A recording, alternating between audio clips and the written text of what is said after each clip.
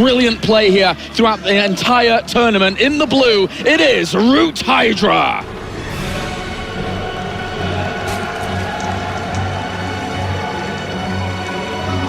And up to the top right-hand corner, it's our Red Terran, representing CM Storm, one of the most consistent players of all time here in StarCraft 2. It is Polt.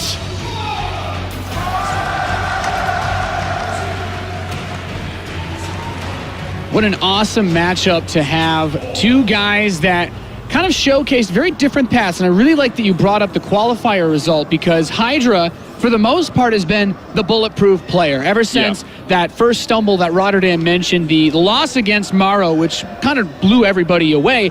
He's been just cruising along, not dropping too many maps, whereas Polt has stumbled here and there. He got in off the last qualifier. He was denied by Zergs like Hydra, like Kane as well, who also had a pretty good run in this tournament. This is where he needs to iron those out, because he won't be able to take too many more bullets in this final if he wants to get another championship. No, not at all. Polt here has to lock down, has to play probably the series of his entire tournament against Hydra. Of course, he was the one guy in this tournament that took a map off Hydra, but Hydra, in the round of 16 onwards, hasn't dropped a map. Well, aside from obviously the one to Polt in the group stages, from the round of 8 onwards, he hasn't dropped a map. I got there in the end. And it's important to note as we move through this that that map was the most Terran favorite one, statistically speaking. Catalina, which will be played out at some point in this best of 7. It's not too far off. Polt was able to get the second and third map picks, but I already like what we're seeing out of Polt. He's made a drastic adjustment. This map doesn't really favor Reaper play, but the command center first is his way of saying, I don't want to go for anything risky. I want to make sure that I can have my economy set up, because I know this is a game of mechanics against Hydra. And Hydra's already going to spot this command center at the low ground in position to so he can't really do a whole lot against that. He went hatchery first into spawning pool behind all of this as well. So from there on out, grabbing his gas and making sure that eventually, once he has speed going along, he's going to be fine and well solidified. Yeah, and the thing that the speed gives Hydra in this matchup is the ability to not only have a bit of a good defensive play against any early Hellions, or especially denying any Marines from pushing out to deny Overlords, but you have a lot of winding paths that you can run around. There's the 2 center destructible rock positions, which you can use to cut off bases for army movement later on in the game, but you can swing around the corners of the map to hit the third base later on. He could, of course, always squeeze out a few links and try to get to work on those rocks if he had aggressive intentions for the later phase of this game. Already a very interesting choice made by Polt, as he's going for a very quick second barracks. All the way took to the, well, actually, what's took to the back? It is actually the barracks took to the back. I was wondering if it was factory or barracks, but it is going to be all the way back there, and this might catch Hydra off guard. Getting an Overlord into the back on this map, I think it's quite difficult, no? Yeah, I mean, if you just look at the way that the map is laid out, there's not a lot of space an Overlord could move towards that direction without being vulnerable. This isn't something like Catalina, where you have a lot of airspace to work with. This is a very difficult barracks to spot, and Polt could use this to go for a quick tech lab, which he's getting.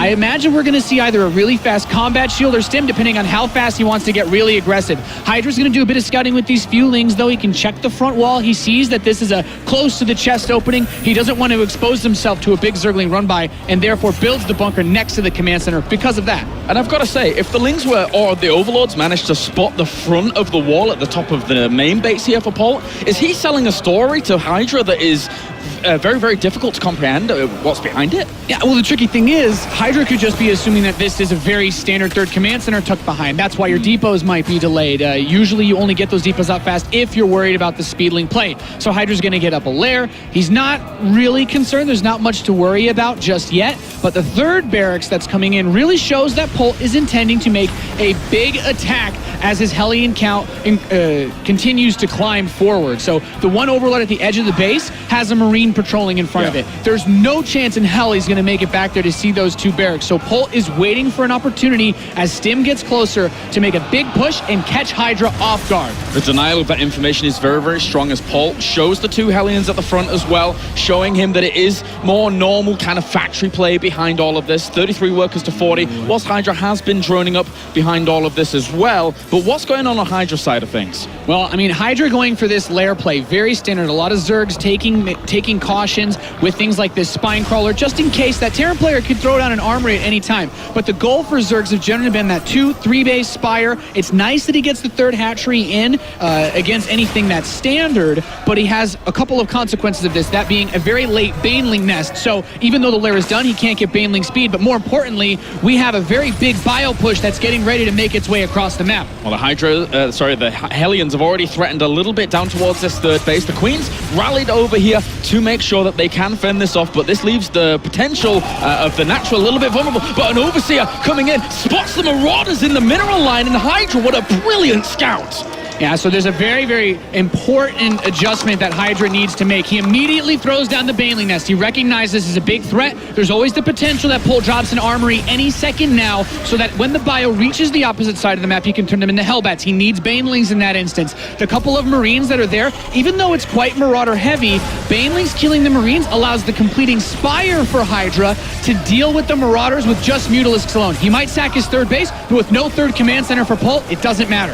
Well, this army down to the bottom here is gathering momentum for Polt. He's looking to threaten really quickly. That's a lot of Hellions he has to buffer for all the bioforce that he's going to have at the back. Drops a scan, tries to kill off some of these creep tumors, limit a little bit of the mobility as well as the vision here for some of the Zerg units. And he even gets some of the Zerglings for free to start this off.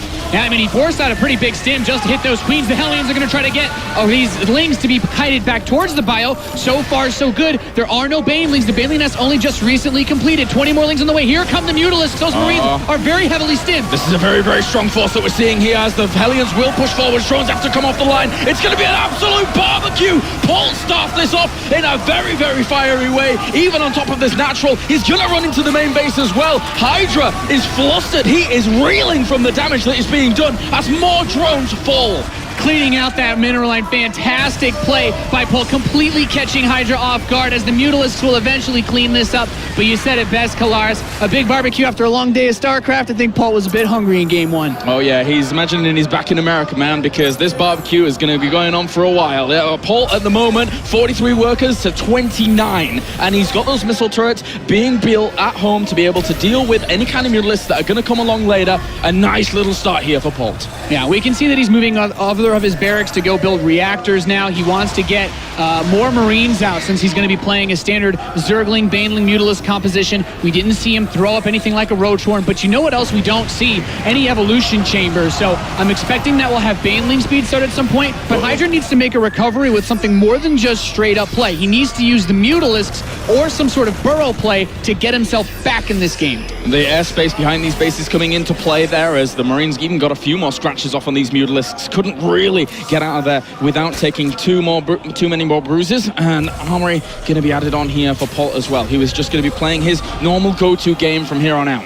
Yeah, it's very important to mention that armory as upgrades are one of the ways that Polt can solidify his lead moving forward. Like I said, no evolution chambers. He's getting Baneling speed. He's hoping that he can just push out just enough Lings and Banelings to swallow this army one more time, even trying to get these rocks low because he just needs time. Yeah. The drones he's squeezing out on his 3 bases, he's got a lot of saturation that he can go for, but that won't give him time to get the larva out if these bioforces come soon enough. Very telling a move there. Polt saw it. He knows. He can read into these kinds of things. Of course, he is one of the best players in the world, pretty much, as Polt gonna head on down towards that third base, threaten the economy where it is most important here, and drops the scan, sees those Banelings morphing in. If the Marauders can soak up at the front, this could go well. Yeah, Polt moving up this ramp, trying to get a little bit of damage done. Of course, the Banelings don't have that speed upgrade yet, though, Kalaris. Yeah, so the Marauders are creating a wall there at the front. They were being gunned down slightly there, though, by the Mutalisks, so good control by Hydra to make sure the crisis management is strong, morphing in a few more Banelings just to keep himself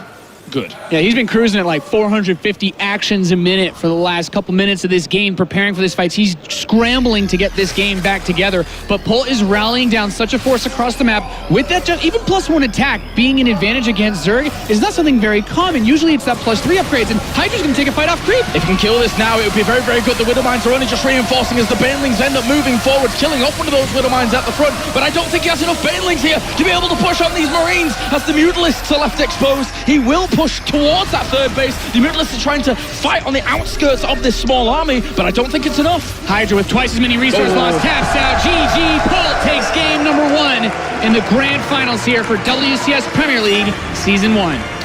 Good stuff there by Polt. to start things here in this best of 7. And what a little curveball. I mean, talk to me more about that, because that was something that I didn't really expect from Polt in this game. And you know what? Of any of the TvZs that we've seen Polt play recently, Hydra shouldn't have expected it either. Polt pulled this completely out of left field. He used it on a map where he could specifically plan for Overlords to have a lot of difficulty getting to that back corner of the base. This map really allowed for Polt to make this play. If he tries it on any other one, it's so much easier for Hydra to see this coming, so much easier to get Baneling Nest in time, and perhaps maybe even just pull everything away from that third base, because his queens were separated very far away from the actual army before the fight even began. And our next map here, Nathanias, is Catalina, a map that very difficult to make something like that happen, I feel. So what's Polt's real go-to here? Obviously, he tried a trick there in game number 1. It did work out successfully after the secondary push, obviously getting a lot of drones himself. What's his go-to really on Catalina against Hydra? I think this is a great map for Polt to just slow things down. He's in a position where he's up 1-0, and he's taken one of these 7 maps that generally favors Zerg heavily in the long game.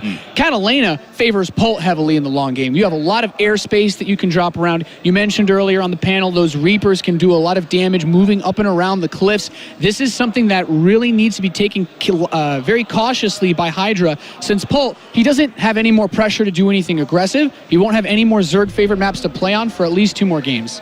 All right, well, here is that map, Catalina. The countdown has begun for game number 2. Polt takes an early lead in this series, as a lot of people expected Hydra to be able to ramp it up here and really power on home, but Polt steals that one away from Hydra to start things off. It's a best of 7, though. There's still a long road to go as we get into this next game.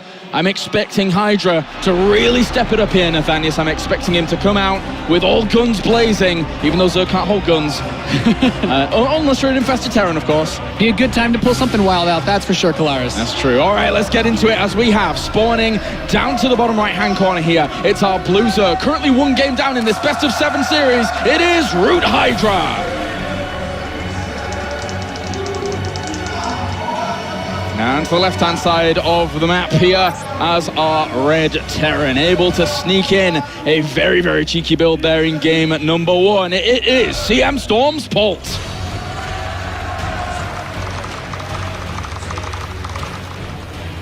Of course, awesome crowd out here in Poitiers. A lot of people tuning in online. This has been a really exciting weekend of StarCraft action. This final 2 players that really, when you compare the results of them, Hydra's been good for a while, you know, playing on CJ Entis, but one of the reasons why these guys come out here, they want to get a chance to play in front of crowds like this. They don't get these opportunities as often in Korea, and to really showcase themselves as individuals, and I think this has just been a massive success so far for the Root Gaming Zerg. Aside from what we saw in BlizzCon, places like that, Katowice, and obviously Iron Squid 2, whilst I was here for that as well, the crowd here has been one of the loudest, one of the most excited crowds of all time. Obviously, the French casters do a great job of being able to hype those guys up.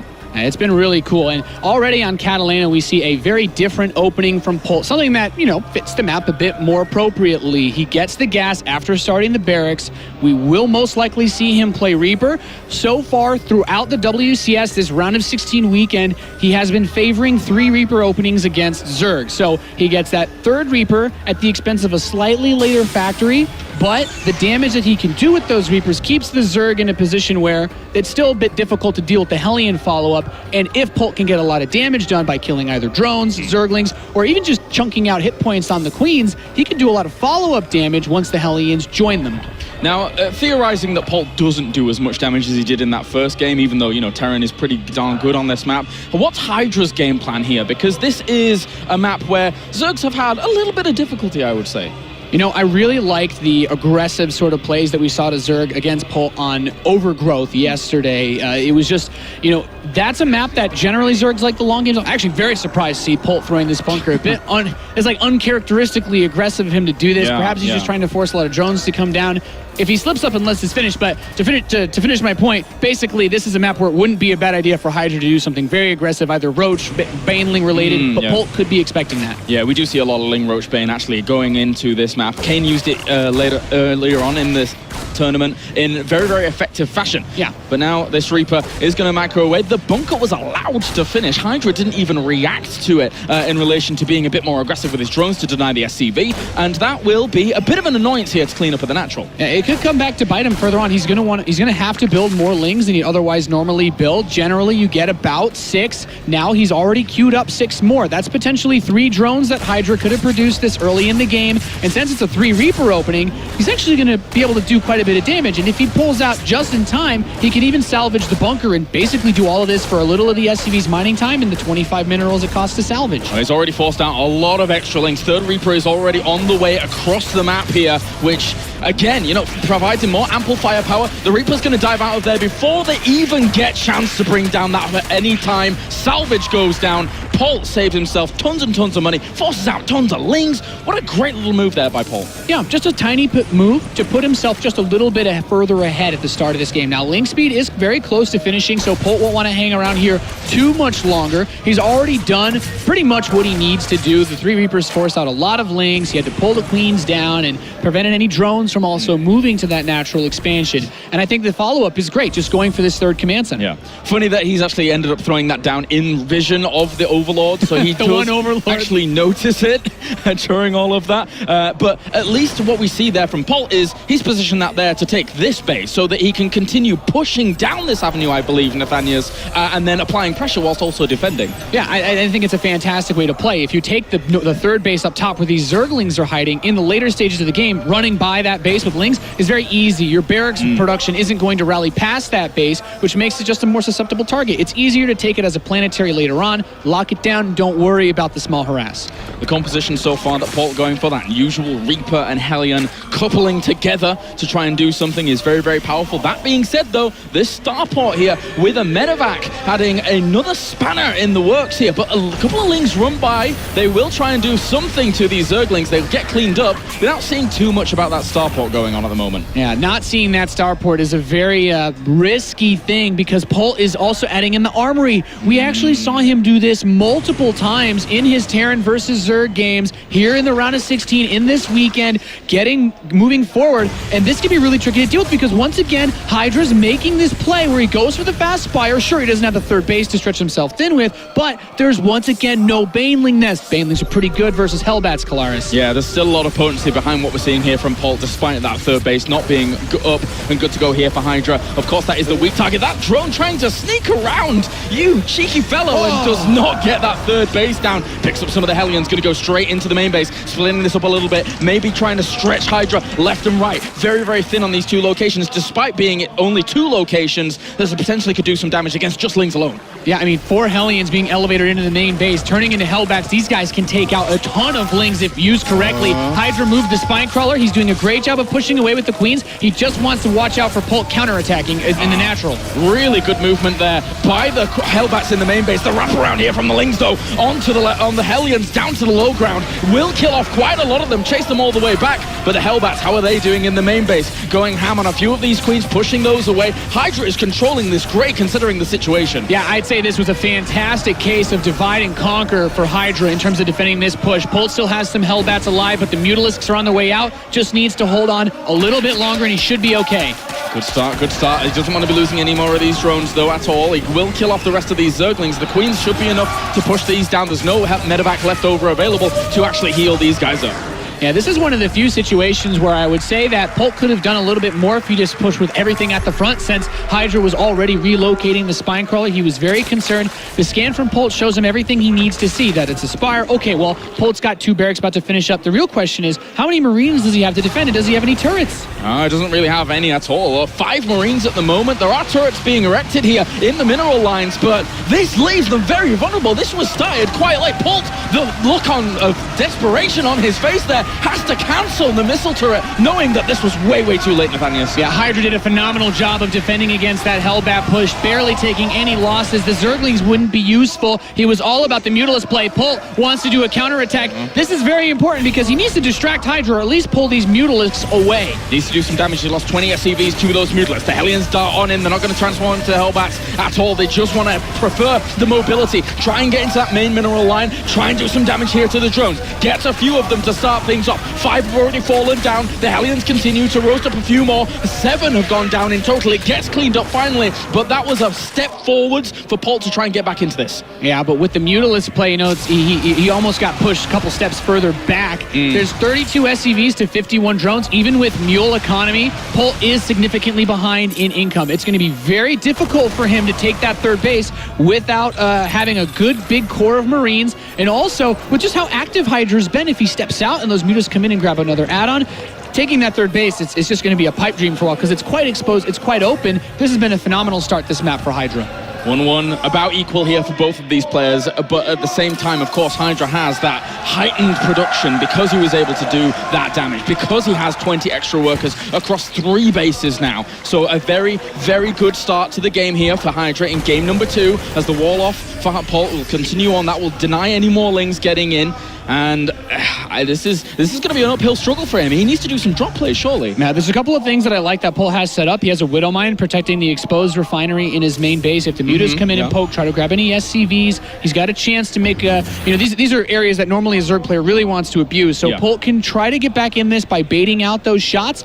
But I love that Hydra keeps trickling in Lings because he knows he's ahead in workers. He just wants to make sure he has enough units that if Polt tries anything, he can immediately shut him down and send him back to the Stone Age. 7 extra Mutalisks going to be added on here to this army. He goes a little bit too close, and that Widow Mine will get a bit of a connection with those. Marines come in for the support and take down another Mutalisk there. So good preparation by Polt to make sure that he's not taking too many SCV kills. Yeah, this is, once again, going back to something that happened to Polt a lot so far in his performance this weekend. The supply blocks, he's been stuck at 89 for a good while. 2 depots are just now finishing, but you can see on the production tab, all those units just now starting, just now building more medevacs, just now adding more Marines and more SCVs. And if we look at everything else, the upgrades are slightly ahead. It doesn't mean much for Hydra, but at least he won't be behind at any point for a long time. And Polt needs to realize that this Mutalisk cloud on the left-hand side is gathering momentum. It is quite large now in comparison to where it was. 12, of course, he did lose a few of them from there on out. Maybe Hydra can threaten, but the thing is that surely you can't be playing as a Terran here when the Zerg is feeling this comfortable that the Mutalisks are not having to defend. At this stage of the game, as a Terran player, you want to be pushing across the map and trying to deny a fourth. It's the most important move you're going to make in the whole entire game. But the Mutalisks have done a great job of slowing him down. The Zerglings are very well positioned to go for a counterattack in the third base, and the creep spread's quite far. Kalaris, he's got Banelings rolling towards that third. Oh, he's going to lose quite a few SCVs here. He's not prepared, and he will not actually react in time to that. Big deal there as Polt once again takes another blow in this game. Yeah, at this point, he wants to try to clear up creep spread as well. It'll make it very difficult for him to take engagements. We saw Kane utilize that to great effect, but Hydra's been in a comfortable position. He actually has drones on his 4th. He's producing a ton of Banelings, and since the Polt is still a little bit supply capped, you can see he's not even building any Marines. He's going to be very, very careful about moving out this far. Picks up a lot of those units, but the Mutalisks are going to be able to chase them down. Hydra on the pursuit now. Oh, those reinforcing Marines here for Polt will shoo them away, but Polt, how can he step out onto the map here when Hydra has such a dominating position? He needs to wait for Hydra to make a mistake. Polt has put himself almost too far behind, and Hydra's going to come in and punish him even further. He's like, I got a bunch of overseers. I'm going to come contaminate your buildings. They won't be able to produce any units for 30 seconds, and complementing that on top of the supply blocks has really hurt him. Here he goes again. That's a lot of Banelings. These Marines have to be very, very careful about the positioning. A few Widow Mines as he runs on back. The overseers are actually soaking up some of the Widow Mines, crushing through a lot of this Bioforce up against the wall on the left and the right. Finds his way all the way through to the third base. And Polt was forced to take this third base because he couldn't be aggressive down to the bottom right-hand side. So Hydra chasing Polt all the way home, knocking down the door and saying, hello, I'm about to kill all your SCVs. Yeah, just 56 Lings in the production tab. Third command center dead. Hydra is just plowing through Polt on Polt's map, on the Terran favored map. Unbelievable. GG. Game number 2 goes to Hydra. He ties up this best of 7 series 1-1. And Nathanius, where did it all go wrong for Polt there in game number 2?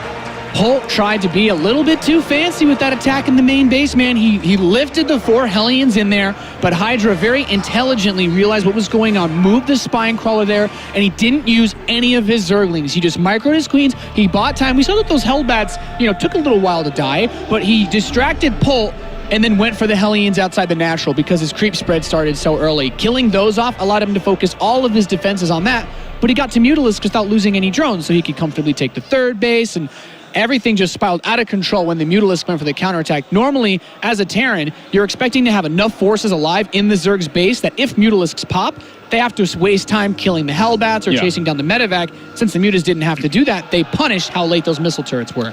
And now we move on to Overgrowth for game number 3 here in this best of 7 series. A map that, a lot of people feel very comfortable on. It's been in the ladder pool for absolutely ages. But Nathanius, going on to Overgrowth here, who are you favoring out of Hydra and Polt?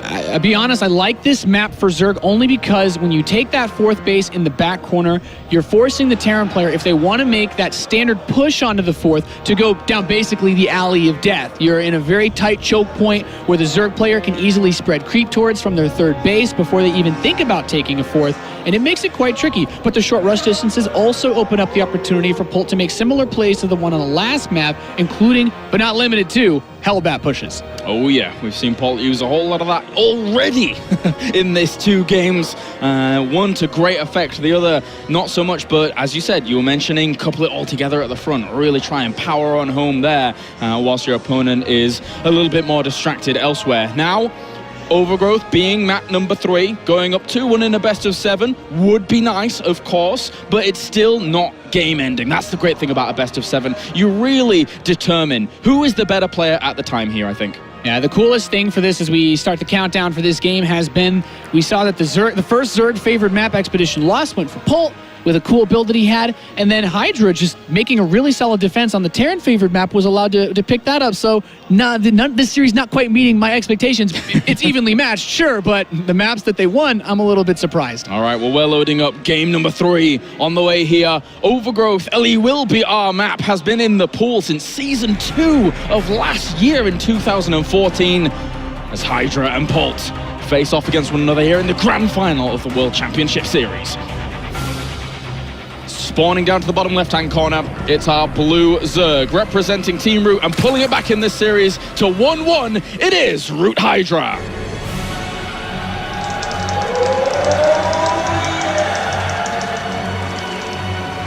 And up to the top right, it's our red Terran representing CM Storm. It is Polt. Now, one very nice thing for Hydra throughout pretty much all of this series, he can write off, for the most part, any type of proxy play. Polt is not someone who goes proxy 2 racks almost ever. He's not somebody who goes proxy Reaper, so Hydra can comfortably go for builds like Hatch first. He can take his gas before getting his pool. We're very unlikely to see him feel pressure to do anything like cutting drones to get a faster spawning pool or even drone scouting. It's just not necessary. And Barrack's going to be added on, obviously, here for Polt, just to go down the standard route with that extra gas being added on as well. So, Reaper play here from here, Nathanius? Yeah, it makes sense. This isn't the best map ever for Reapers, but there's a little bit of space you can work with by that ramp, and this is also one of the maps that Zergs have, occasionally shown a tendency for throwing a couple of lings to run around the side. We actually saw Firecake manage to get a cancel on a command center of Polt on this map using tactics like that. So the Reaper just gives you this flexibility that says, maybe I can't do as much damage as a map like Catalina would let me, but I'm going to be safe against most of the cheeky things you could throw at me. Well, Hydra, pretty much his debut in WCS, in the system here, in the Western Hemisphere, is on the verge of doing something very, very special throughout that debut. But can he rival someone like Polt, almost potentially a 3-time champion coming out here in Polt, which would be quite the feat itself. But Hydra has shown that he can stand up against him. The Reaper is going to be on the way from Polt, and he doesn't want to be losing any drones here. Yeah, the second supply depot from Polt is a big indication that he wants to continue producing SCVs and Reapers, so no quick reactor from him. It's nice that the Overlord can confirm this for Hydra. Sometimes there have been Terran players who will build a Marine after that first Reaper, but in this instance, Polt hasn't really shown that, he's willing to play that crazily. So the command center starts up, and he's just going to be playing very, very standard. This Reaper's going to look across the map. Once he sees how far the creep has spread from the hatchery, he'll know it was a hatch first, which will confirm there shouldn't be any lings on the map to worry about. They will be popping in a little bit, but as you said, he doesn't need to worry about them coming from an alternate angle. They're just going to be coming from the egg straight away, so he can control and anticipate that as it goes on. Will bring a few of these down, maybe. He's already got himself 1 kill. A few more may come along here as he's trying to work away at the drone on that extractor. Yeah, the nice thing for Polt here as he continues to put this pressure on is since he opened up with speed, he already denied himself a little bit of mineral income, so even just killing a ling or 2 is okay for the Reapers. Once the second and the third one show up, he'll want to get a bit more, but I actually really like the speed timing of Hydra since he doesn't have to worry about any aggressive play. He got it so quickly that by the time Hellions are out, he could actually have Speedlings kill these Reapers, and Polt is playing with a bit of fire here. Yeah, they're getting very, very close to that Queen. I was going to say Dicey, but I'm not going to go for that. I'm not going to fall into your trap over in America. Maybe later on. With these Reapers now still bouncing back and forth. The Queen did move aggressively towards the ledge at the high ground, but has since left and gone back to injecting, making sure Hydra can be as efficient as possible. Yeah, Polt actually needs to get out of here. He did kill a couple Lings, but a few more were made in turn. 6 Zerglings. If these Reapers have any damage taken on them from those Queens, they could be caught off guard. And I mean, Hydra's still just pumping out drones, so he's telling us, I'm not trying to get aggressive. This was purely defensive speed. Maybe I can use it aggressively later, but it's not a big concern of mine in the early game. Well, for Polt, Starport is on the way behind all of this. He does have 2 gas, and the Starport is very, very far towards the back here, and it's not been spotted thus far by this Overlord. What is this going to be used for here, Nathanius? Well, I mean, a couple of these Zerglings actually pick off an SCV in the natural, but the Starport, I have to imagine we're going to see close to the same exact play that we got the last game, Kalaris. It's going to be most likely a Hellbat push using the medevac to ferry those Marines across the map safely. The Hellions clear the way, and he makes that big push at the front because look what Hydra's doing. He's going for a lair once again without a Baneling speed, without a lot of gases, and this Spinecrawler starts a bit later than usual, but should be done by the time this medevac is out there. After game 1 and things like that, I think Polt has found a little bit of comfort maybe in bringing the aggression to Hydra very, very early on in this series. The third base location is the path down where Polt was moving is somewhere that can be vulnerable against Zergs, but Hydra is usually quite prepared for those kind of plays. Yeah, Hydra slipped a few more Lings by the wall. I don't believe he's really seen what he wants to. Not being able to see either gas didn't tell him whether there was an infrastructure income enough for him to build something like that starport and go for the medevac. So this could actually catch him off guard. We still don't have a Baneling nest on the way, and I would say just like the last game, I'd really like Polt to push up the front. In fact, if the Spine's not at the third, he could just knock this down too. Yeah, definitely, definitely. The Queens are spreading creep over there. Hydra always knows that is going to be a point of contention, so trying to get the creep over there and the Queens in place to try and defend it. But here comes a small poke forwards. Meanwhile, the other units on the left-hand side are trying to go into the main base with the medevac very, very soon, and this could cause some hurt. But he already sees the Hellions in place. Ooh, that's really nice. You know, Hydra is such a fast player, it's unlikely that he will miss that since he's paying very close attention. He already has some Zerglings in his main, and even the power of Hellbats, like if these Zerglings get under the medevac and he catches them before they can transform, he can actually shut this down even easier than the last game. Definitely. Obviously, as even morphing in as well, and the Hellions drop in, but they're morphing as they're being killed off. He's going to actually do a lot of damage to those Zerglings, but he denies it completely. Yeah, he's going to try to make a move towards the natural, scanning to kill some creep. It's nice, but Polt, you invested a lot into this. You want a little bit more, buddy. He's going to keep on going forwards, trying to find some damage with these Hellbats. Here come the Lings again. How much damage is he going to be able to do? The Micro's back against that. One of the Hellbats will end up falling. Hellbats in the main base also drop down to try and pursue that Queen, and he actually kills off all the Lings in there as well with those 2 Hellbats that were quite weak. Really needs to be able to heal one up. The Lings are going to come and try and wrap around, but still, he's able to keep them alive and get them into another position where he's trying to threaten all these drones. Yeah, Polt's really trying to make the most of the few units that he does have. That Queen should be able to push this medevac away. Might do. Oh, close. Not enough creep. That was too close for comfort. Really nice things to note. Polt gets a Viking out, so he's going to be able to clear out this Overlord that's blocking his third base. But let's just take stock of the situation right now. Polt got the missile turrets. He has them on the way. He built the engineering base, of course, so he's now starting the upgrades. They shouldn't be too much further ahead of these upgrades for Hydra. Since he started a couple of Mutalisks and his central fugal hooks, the Baneling speed, I don't know that he can immediately afford to start both upgrades, so Polt will enjoy a very small lead for a little while. look at all the methods he uses to try and block that third base. This one's already being blocked with creep. The other one was being blocked with creep. Now he's got Lings there. He had a changeling even blocking, making sure he's not going to be able to land. Small things like this make Hydra one of the very, very best players here in the WCS. As he's going to dive in again into that mineral line. This time, though, Polt is prepared for those Mutalisks. Yeah, losing one Mute of the missile turret, a bit reckless, one could say, and I would actually like to see him grab that Viking, since that Viking will eventually be a threat to the Overlord, blocking the potential fourth base. But all things considered, this game is still in a very even position because Polt did not do a crazy amount of damage with the Hellbats. He killed some Lings, but the whole point of defending that without Banelings is you're saying to yourself, well, I put the gas into tech, I can throw away the mineral cost units, and I will say that Polt really wants to get this third base situated immediately. That's the only concern. If this was delayed by another 30 seconds to a minute, I'd start to really worry because Hydra's now fully saturated on 3 bases. And there is the fourth base going on down towards the bottom. He's just started that, so he will be propelling himself very, very far forwards. The Viking actually sees that and even sees drones heading down there, so he knows the kind of economical state that Hydra is in and why on earth not, Nathanias? I mean, you've got it there. Not many Overlords to kill. Just push those drones away. Long distance mining. At least he knows about the fourth, but you know, there was something else that I pointed out as we were loading into this map. The creep spread from the third base. The tumors are starting to spread out, and we see just that only open area for Polt to try and push this fourth is this very tight alleyway, which is good for Banelings. Yeah, Ling's going to go for a little bit of a counter over towards that third base, and the full wall is going to be completed here soon for Polt, realizing that's very important. One of those Lings gets kicked out of the way by the SCV. As for now, Polt is gathering momentum with this army. 19 Banelings on the way. How are the economics sitting right now? Is Hydra in a good situation here? Yeah, Hydra's in a great position. All he needs to do is win one solid fight, defend this fourth base. That's generally your key to victory in Terran versus Zerg. If he doesn't take a huge amount of damage, then he can start the extractors on his fourth base. Right now, he just wants minerals to build Zerglings to hold this push. But once he gets those extractors, he can move into big tech, getting towards Hive, getting those additional upgrades, and really making Polt fear the late game that Zerg can bring.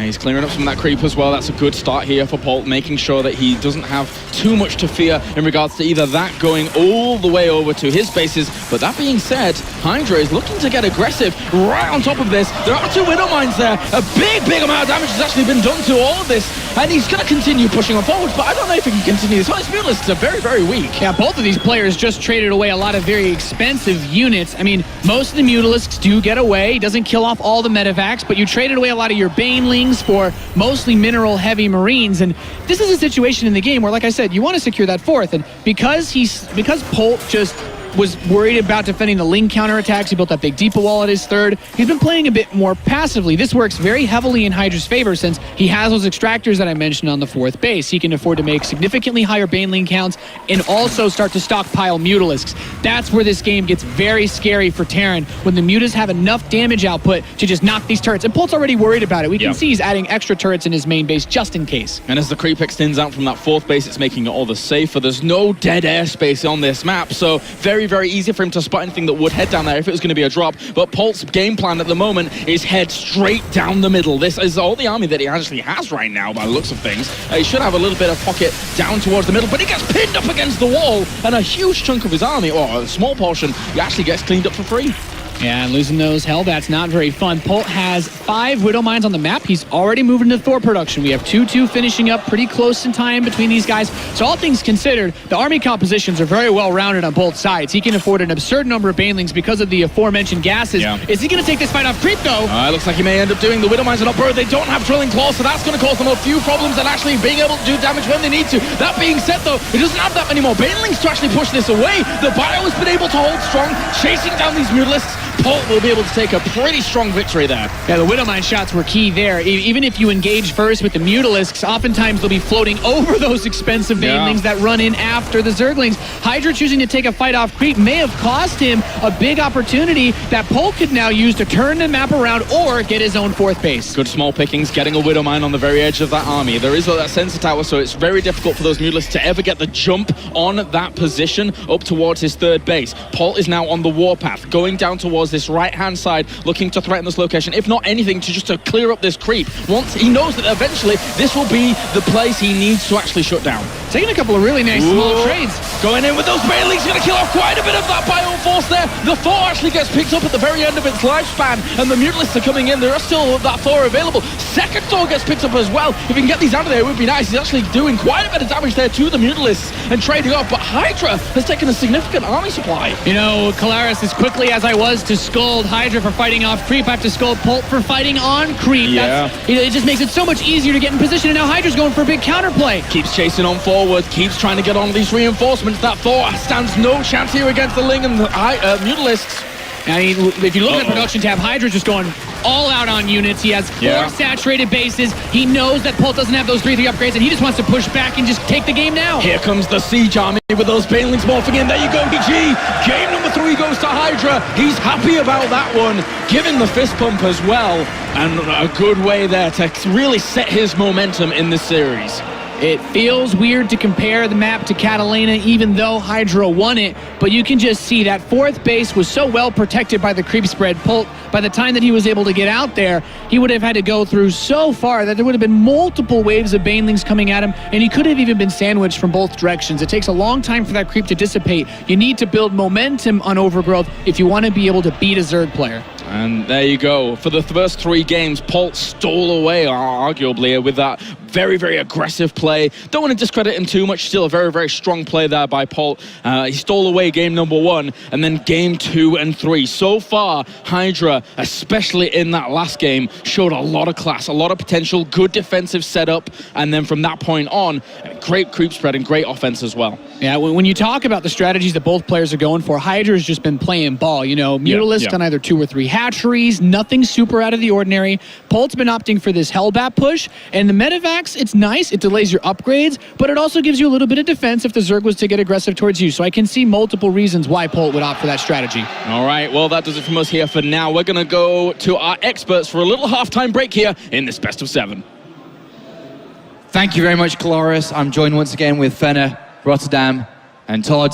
What are our thoughts so far of this series? It's been quite an entertaining one. I've actually been having a lot of fun watching this, but let's break this down a little bit more. Yeah, very, very aggressive series so far. Polt seems to be going with the aggressive route in this, not going for that 3-base style, although he did do it in the last game. But even though he went for 3CC in the last game, he still went for the Hellbats. He seems to be breaking out these weird builds. In the first game, we saw a build we haven't seen since Wings of Liberty. It was a Marauder Hellion thing that we haven't seen for a long time, just going in there, and it completely caught Hydra off guard. So it seems like the game plan from Polt is just to mix it up and try and confuse Hydra. Roddy, you've been watching it in the audience. How's it out there? Oh, it's awesome, man. The French commentators are going crazy. I have no idea what they're saying, but that's really fun. I think overall pretty good games. I mean, the first one, obviously, Polt got in a phenomenal position after he killed so many drones, so I guess we don't have to go too much into that. Yeah. And I felt on Catalina, like things could have gone a little different once or twice if Polt would have had similar engagements like he had earlier in this tournament, where, you know, that clump of Marines does survive that bailing wave. Then suddenly you're looking at a different series, and imagine if he would have gone up 2-0.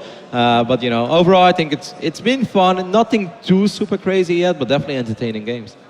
It kind of feels like right now to me, Hydra, and you know, in more standard games, like in longer games, he's just doing better overall. Yeah. So this is a little bit worrying for Polt for the rest of the series. Map pool. You have the most wild possible spawning positions, and I'm already excited as we get ready to kick this off. Of course, there's that trophy everybody's gunning for. These two gentlemen would love to have. Oh, and it is going to be a very interesting spawning location. Let's get into it. Game number 4, down to the bottom left-hand corner. He is arguably the challenger to the title here in WCS. He is our Root representative, up 2 games to 1. It is Root Hydra.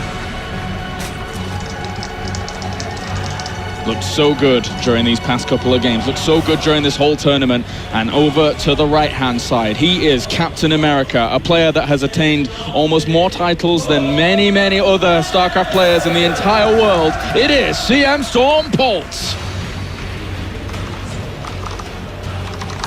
Yeah, Polt being able to take several international titles in the StarCraft scene. He's he's a champion. Hydra's looking for his very first, big win outside of Korea, and this is going to be the best opportunity he's had so far. Though, let's take a little chat about the map. You said it's interesting, Kalaris, and I have to agree. Close spawns, horizontal positions. This favors really, really aggressive play. You have the shortest rush distance between the bases of these guys compared to any other map in the pool. Yeah, that's very true. It can be extremely, extremely aggressive here. That gold base is pretty much all that separates these two spawning locations. No, but you were saying, this is Hydra's opportunity to grab himself his first major title here in StarCraft 2. He moved all the way from Korea to America to pursue that dream. You were kind of there, basically, when it came to him actually transitioning from Korea to America. What was that transition like for Hydra? Was it easy? Was it difficult? Because it is quite the feat itself. I mean, a lot of it happened because he wanted to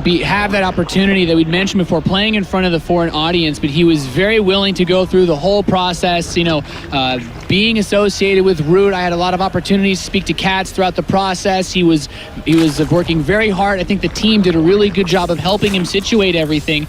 And it's just been nice because he had a landing pad in California to go to the Root House, the practice environment that he needed, and for someone coming over, giving up, you could say his normal comfortable lifestyle to do this, it's been pretty awesome. And I have to say, it just comes down to Hydra being a very ambitious person, willing to go long distances for what he wants in life. And this is his golden opportunity. He stands at 2-1 here in this best of 7. Reaper is on the way with this bunker that's very, very quick because of those spawning positions. Polt really identified it very fast that he was in those close positions and is going to be sending this over with the Overlord having seen that Reaper already. So does this cause problems here for Hydra?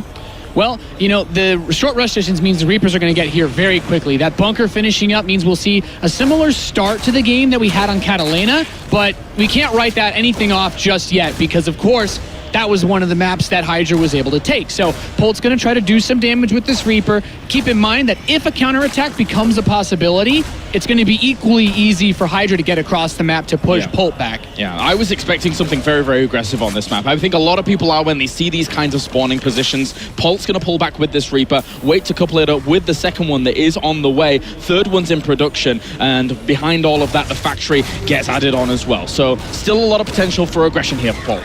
Yeah, and we can see the result of that aggression being extra Zerglings being produced. Each larva, 2 lings, could have been 1 drone. Now, Zergling speed is still coming in. This is an opportunity for Hydra if he really wanted to get aggressive to keep mining gas, throw up a Baneling Nest, and go for a super fast counter. But he's not mining much more gas. He took drones off of the extractor for quite some time, so he's just going to wait, pocket more lings, and just go for a full wraparound on this bunker to knock it down. A few more lings than he was going for in the previous map, while on Catalina, of course, when he had to try and break this kind of location, as the bunker will be salvaged, so money will be saved here for Polt. The aggression has done well. Might even try and get a queen. He's getting very, very greedy there. He's going to lose a Reaper for that. Yeah, as a Terran player, that's one of the very few things that you're willing to trade for in this game, just Zerglings. All he killed were Zerglings, but now Hydra starts up the Roach Warren. Keeping that queen alive means several key things for the Zerg player. It's that extra tumor, which he could use to speed up his units, making their way to Polt's base. He could get that inject, or he could save a transfuse if he wanted to march across the map with his queens to supplement this Roach push. All of these lings going to force the pick up here of this command center. Not really much point in him actually keeping that landed and just taking a little bit more damage. Thankfully, this Marine, though, probably will get himself an Overlord. So Hydra, maybe a supply block. I say that. He's got 3 Overlords about to pop, so he should be fine with that Roach Warren as well on the way, Nathanias. Yeah, Claris, I don't think he's just building 3 Overlords because he doesn't want to get supply blocked. I think with this Roach Warren finishing up, he's considering putting some serious pressure on, or at the very least, he's worried about Polt having some extra barracks hidden again. The Roaches will be great defensively. He could use them offensively. I'd still be waiting to see a Baneling Nest. Some Zergs wait for the Roaches to finish up before they start that Baneling Nest, and as we get over that 6 Roach count, 9 in production, I think we're going to see some sort of big push soon. It's only a hop, skip, and a jump towards his opponent's natural, so Polt here has to be very, very careful about the potential of this coming along. At least he's getting a Banshee behind this, so that could help if he's able to spot it en route between these bases, and one of the Reapers is going to get caught off down to the bottom.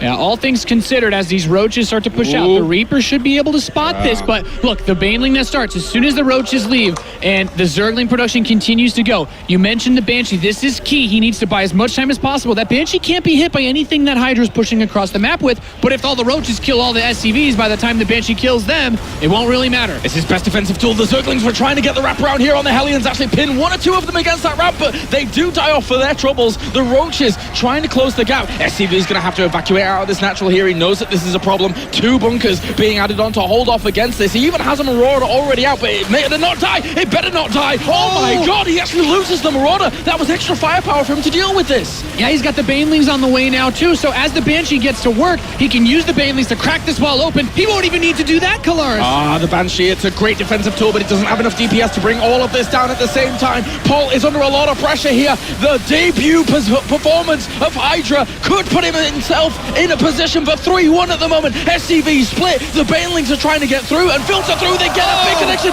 20 workers have gone down already. Polt is absolutely in shambles here in this base. SCVs continue, and Zerglings continue to stream across the map. The 3 command center opening from Polt just asking for too much on these spawns. Dancing wings in Polt's base. Oh my god, he's down to 1 worker. There is absolutely no way Polt's going to be able to recover from this. Hydra takes down the stim on the tech lab, and this is going to be it. Unbelievable here to actually just take the Spore site. It's Inferno Pulse. You're going to be aggressive here. Polt was not able to react to it at all, and he's got no units left via the Banshee. Also the Widow Mines, but they're not going to do much else. Last Marauder's going to fall. Lairs on the way for Hydra. Polt is at 12 supply. Kalaris.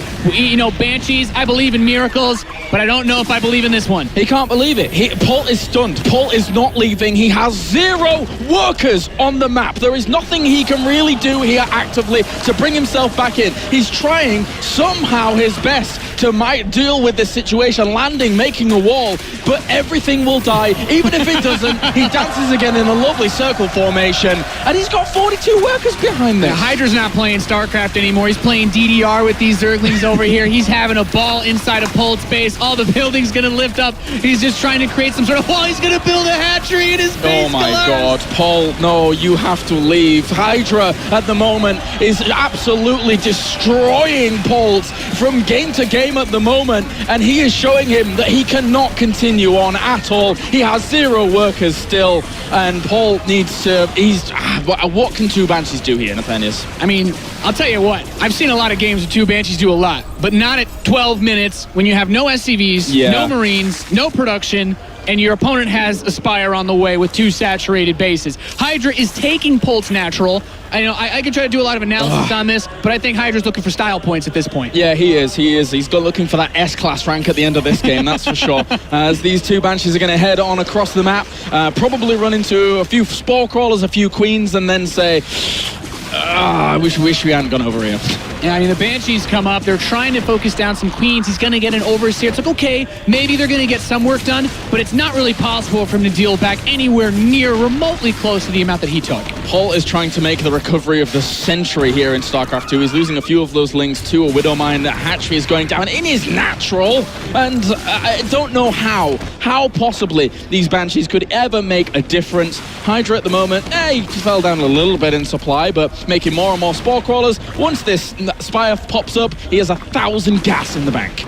Yeah, I think the Mutalisk should be enough to finish this game up for Hydra, to put him 1 step closer to that first Premier title that he's been looking for since he came to America to compete in WCS. And Polt, he's just going to he gives up. There you go, GG. Hydra making his debut performance is at 3-1 in this best of 7. He only just lost the finals a week or 2 ago, and now he's in another one here in the most prestigious tournament in the Western Hemisphere, where he is 1 map away from claiming the championship in the World Championship Series. Yeah, Hydra has put himself in a dominating spot. Polt, a several-time champion who just seems to be, it seems crazy to say this since he's in the finals, but slumping a bit. He's been making a few more mistakes, and I have to say, when you look at it and compare it to the previous maps, Polt did not take the spawning locations into consideration for his build. Even though he went for that fast bunker, he knew with the 3 Reapers that he spawned there,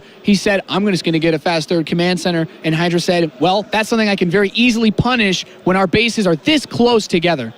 And now map 5 between these two players will be Deadwing, a map that obviously, if you do spawn in those cross positions, even if you spawn in the vertical positions, to be fair, it's a very, very big map. A map that Hydra, obviously, both of these players are well versed on. Who are you favoring here, Nathanius? Can Polt pull this back? The potential 3-time WCS champion Polt, if he's able to win this series.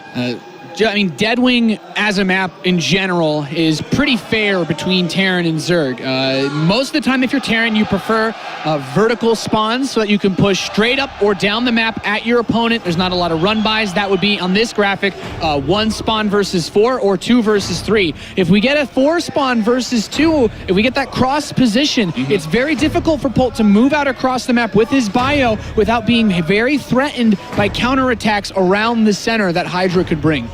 And this is where it gets tense. This is where it gets very tense, because with Hydra 1 map away from becoming the champion, that puts Polt, the superstar, the guy that has won tournament after tournament after tournament, on edge. There is not a whole lot of mistakes he can make from this point on, especially when you're against a player like Hydra who is so willing to exploit them.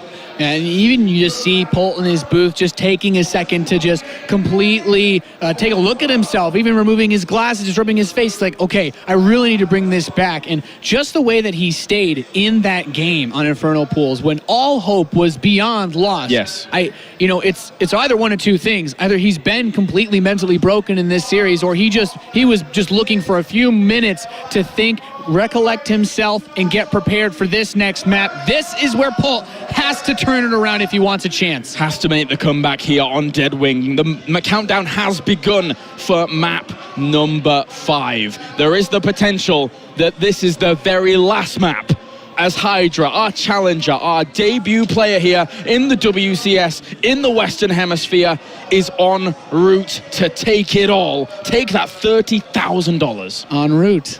En route, Yeah. man. En route. Root Gaming, of course. A great team to bring him out here and make that dream a possibility for him. But, it's just about time to decide if this will be Hydra's moment, if his will be that moment where he takes that first championship, or can his opponent bring us to another map? Let's get into it. Deadwing is the map of choice for game number 5, as we have, spawning up to the top right-hand corner, our blue Zerg, representing Team Root. It is Hydra. 1 game away from lifting that trophy. $30,000 and 2,000 WCS points. Down to the bottom left-hand corner, we have our red Terran representing CM Storm. Really needs to battle it hard out here on Deadwing. It is Polt.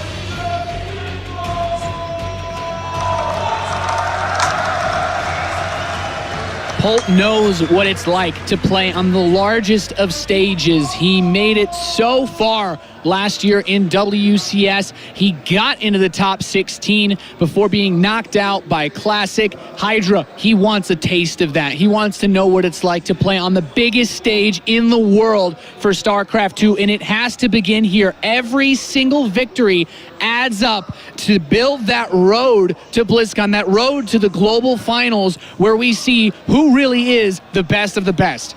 Right now, Hydra sat at 7th place in the WCS rankings, and Polt at 8th. There is very little between them in terms of how they match up. Hydra has got the better of Polt almost, well, potentially 3 times in a row now, and looks to claim massive amounts of points at the start of this year. What a boost, what a boon that would be to a player that not only is participating in WCS, but also Root seems to be sending him everywhere. There is a very, very good possibility of Hydra not only causing this fantastic fantastic moment in WCS, but also moving on to that BlizzCon. And I expect to see him in many more tournaments outside of Korea throughout this year as more get announced, as more come up during the summer tournament season. This map, though, we talk about the spawns, the strategies that are available. It's cross-spawn. Yeah. Like I said, Polt pushing across the center of the map will expose him. Creep spread for Hydra will be doubly good, as if Polt tries to move out and take those pushes, he's going to either put himself into choke points by attacking below that third base area, or he's just going to be exposed in the center, and it's very easy to get Zergling surrounds, very difficult for mines to get big connections since the Zerg isn't congested at all in attacking the Terran player. So on a map like this with these cross spawns, there is the potential here that we see a very, very long game out of these guys not wanting to take too many risks. Yeah, for Polt, if he has difficulty making those big pushes, because Deadwing itself is a map where taking those first 4 bases is so much easier than others. You really only have to defend this big entrance that we see the Reaper passing through now. Once you have that locked down, it's all about the Mutalisk trades, the drop harass, any type of run-bys that you can do with Zerglings on 5th bases. It really comes down to just how much these guys can grind out the long game, but Polt always see him go for another aggressive push. Overlord was placed strategically to spot this Reaper as it jumps up that small cliff into the main base, and these Lings are receiving in turn as that Queen will pop out and shoo this Reaper away, but his buddy is en route as well, so he's going to have to deal with another one, as well as that third Reaper about to pop. Yeah, the 3 Reaper opening once again. Cross spawns, and this is not the worst map for Reapers. There's no cliff ramp leading into the natural, so we can see that Polt has a really good opportunity to just poke away at these queens, and eventually he could kill the queen, which would slow down Hydra's creep spread, potentially slow down an inject, prevent a future transfuse to help defend against a Hellbat push. But for now, Polt hasn't shown any crazy intentions. There's no second gas, and furthermore, he's getting that 3rd command center. Well, the speed is about to finish up here. 8 drones on the way for Hydra. He is really starting to ramp that up now. He's going to have so many workers very, very soon. If the Reapers can get a kill also, great for them. But at the same time, he does have to be careful. He's stuck around a little bit too long here. There's a lot of cliffs for him to jump up and down, though, with these Reapers. Doesn't get caught on that very edge of that cliff. Barely slips away. One of the nice things about this map, especially in these particular positions, that you can just jump right down and back up. It's very difficult for the Zerglings. Even this Reaper just giving vision. That's just a cute play by Polt that shows he understands what he can do with these little units on a map like this. Beautiful. Really, really beautiful. That being said, so does Hydra. He understands as well, separating some of those Lings down to the low ground just in case those Reapers would actually jump down. He has been able to spot this 3rd base. Obviously, he's putting a little bit of pressure to it, but the layer is coming in pretty early in the main base, so this is very, very quick for Hydra. Yeah, Hydra's continuing to open up with this fast layer. He knows the power of the Mutalisks, is very good at deflecting against any early aggression, but Polt's not actually going for any of the aggression we saw prior. He's moving into a very standard Marine Hellion setup. There's no starport, there's no armory. I expect to see him throw on either 2 additional barracks very soon, or, well, there you have it, 2 engineering bays. He's going to play as greedy as he can and try to play off of an early economic lead to knock Hydra down and to prevent that 4th base and do as much damage as possible in the mid game. I like it. I think that Polt has a pretty good shot going into the later stages. You know, we've always seen him time and time again have very, very good games. There's not much room to jump out here for them, but at least now the Hellions were on the way to help these guys out, and they've put on some pressure here because that's 4 Hellions with 3 Reapers. That's quite a lot of firepower. Yeah, even though Polt hasn't opened up with anything like a Hellbat push, he's still staying out on the map despite there being Zergling speed. He really wants to push Hydra's buttons every opportunity that he gets. And he gets a Reaper in, has a look around, doesn't really see that Spire going down at the very back, but with seeing the gases and probably inferring that there were some on the natural, hasn't seen them just yet. I think he can anticipate, after seeing it every game long, what's happened. Yeah, and during all of this, he does now start up his extra barracks. We see that Spire is halfway done. Because he opened up with the engineering base first, he can get the fast missile turrets, but the Marine production delayed a bit, so Mutalisks can get a bit of work done. However, he's not going to want to send them across the map until he deals with these Hellions. This is still quite an annoying force at the front. He will push out against it with the 2 queens, but he's going to lose himself a queen for this. gets himself a Hellion as the focus fire was pretty good, but a second Nice. queen ends up falling.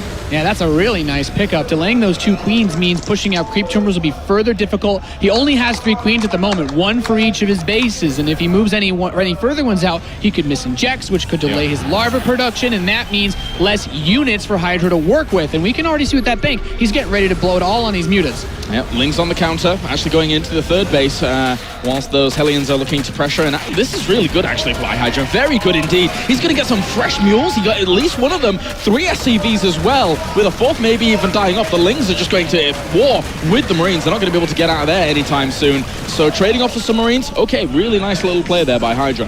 Yeah. All things considered, I still like Polt's position for the way that Terran normally plays against Zerg. You rely on having things like an upgrade advantage in the late game. In this game, 1-1 is completing as it begins for the other. Polt having these early upgrades means it's very easy to take cost-effective trades. Without a Baneling Nest, I don't know if Hydra has the firepower to actually kill Polt here. In fact, this is a bit risky to move in. Oh, raising that supply depot just in the nick of time. That being said, one of those supply depots isn't finished and does finish, so he can repair it, but the third is very, very exposed. There are some Hellions there to help that out. The Mutalisk can't quite easily dart in because that missile turret's there, so, and drones.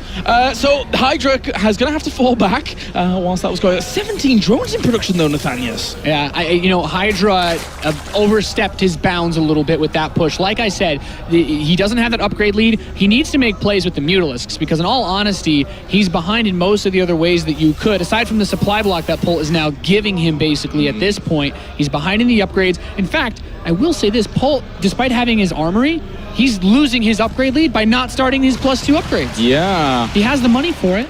Well, the left will slow down there. He does start them finally, so I think he was listening to you, Thanos. You've got him covered, man. Coach Nathanias is on the job as these Mutalisks were still looking to maybe find a little bit of an angle to threaten on. Combat Shields is about to finish and Centrifugal Hooks is on the way with a smidge of creep spread, but he really needs to get that going again. Yeah, we can see the immediate impact of all those Hellions, or I guess this is kind of a lasting impact at this point. Very little creep spread, even though he's got that 4th base set up, so he can still be defensive, but now the Mutas want to get some work done.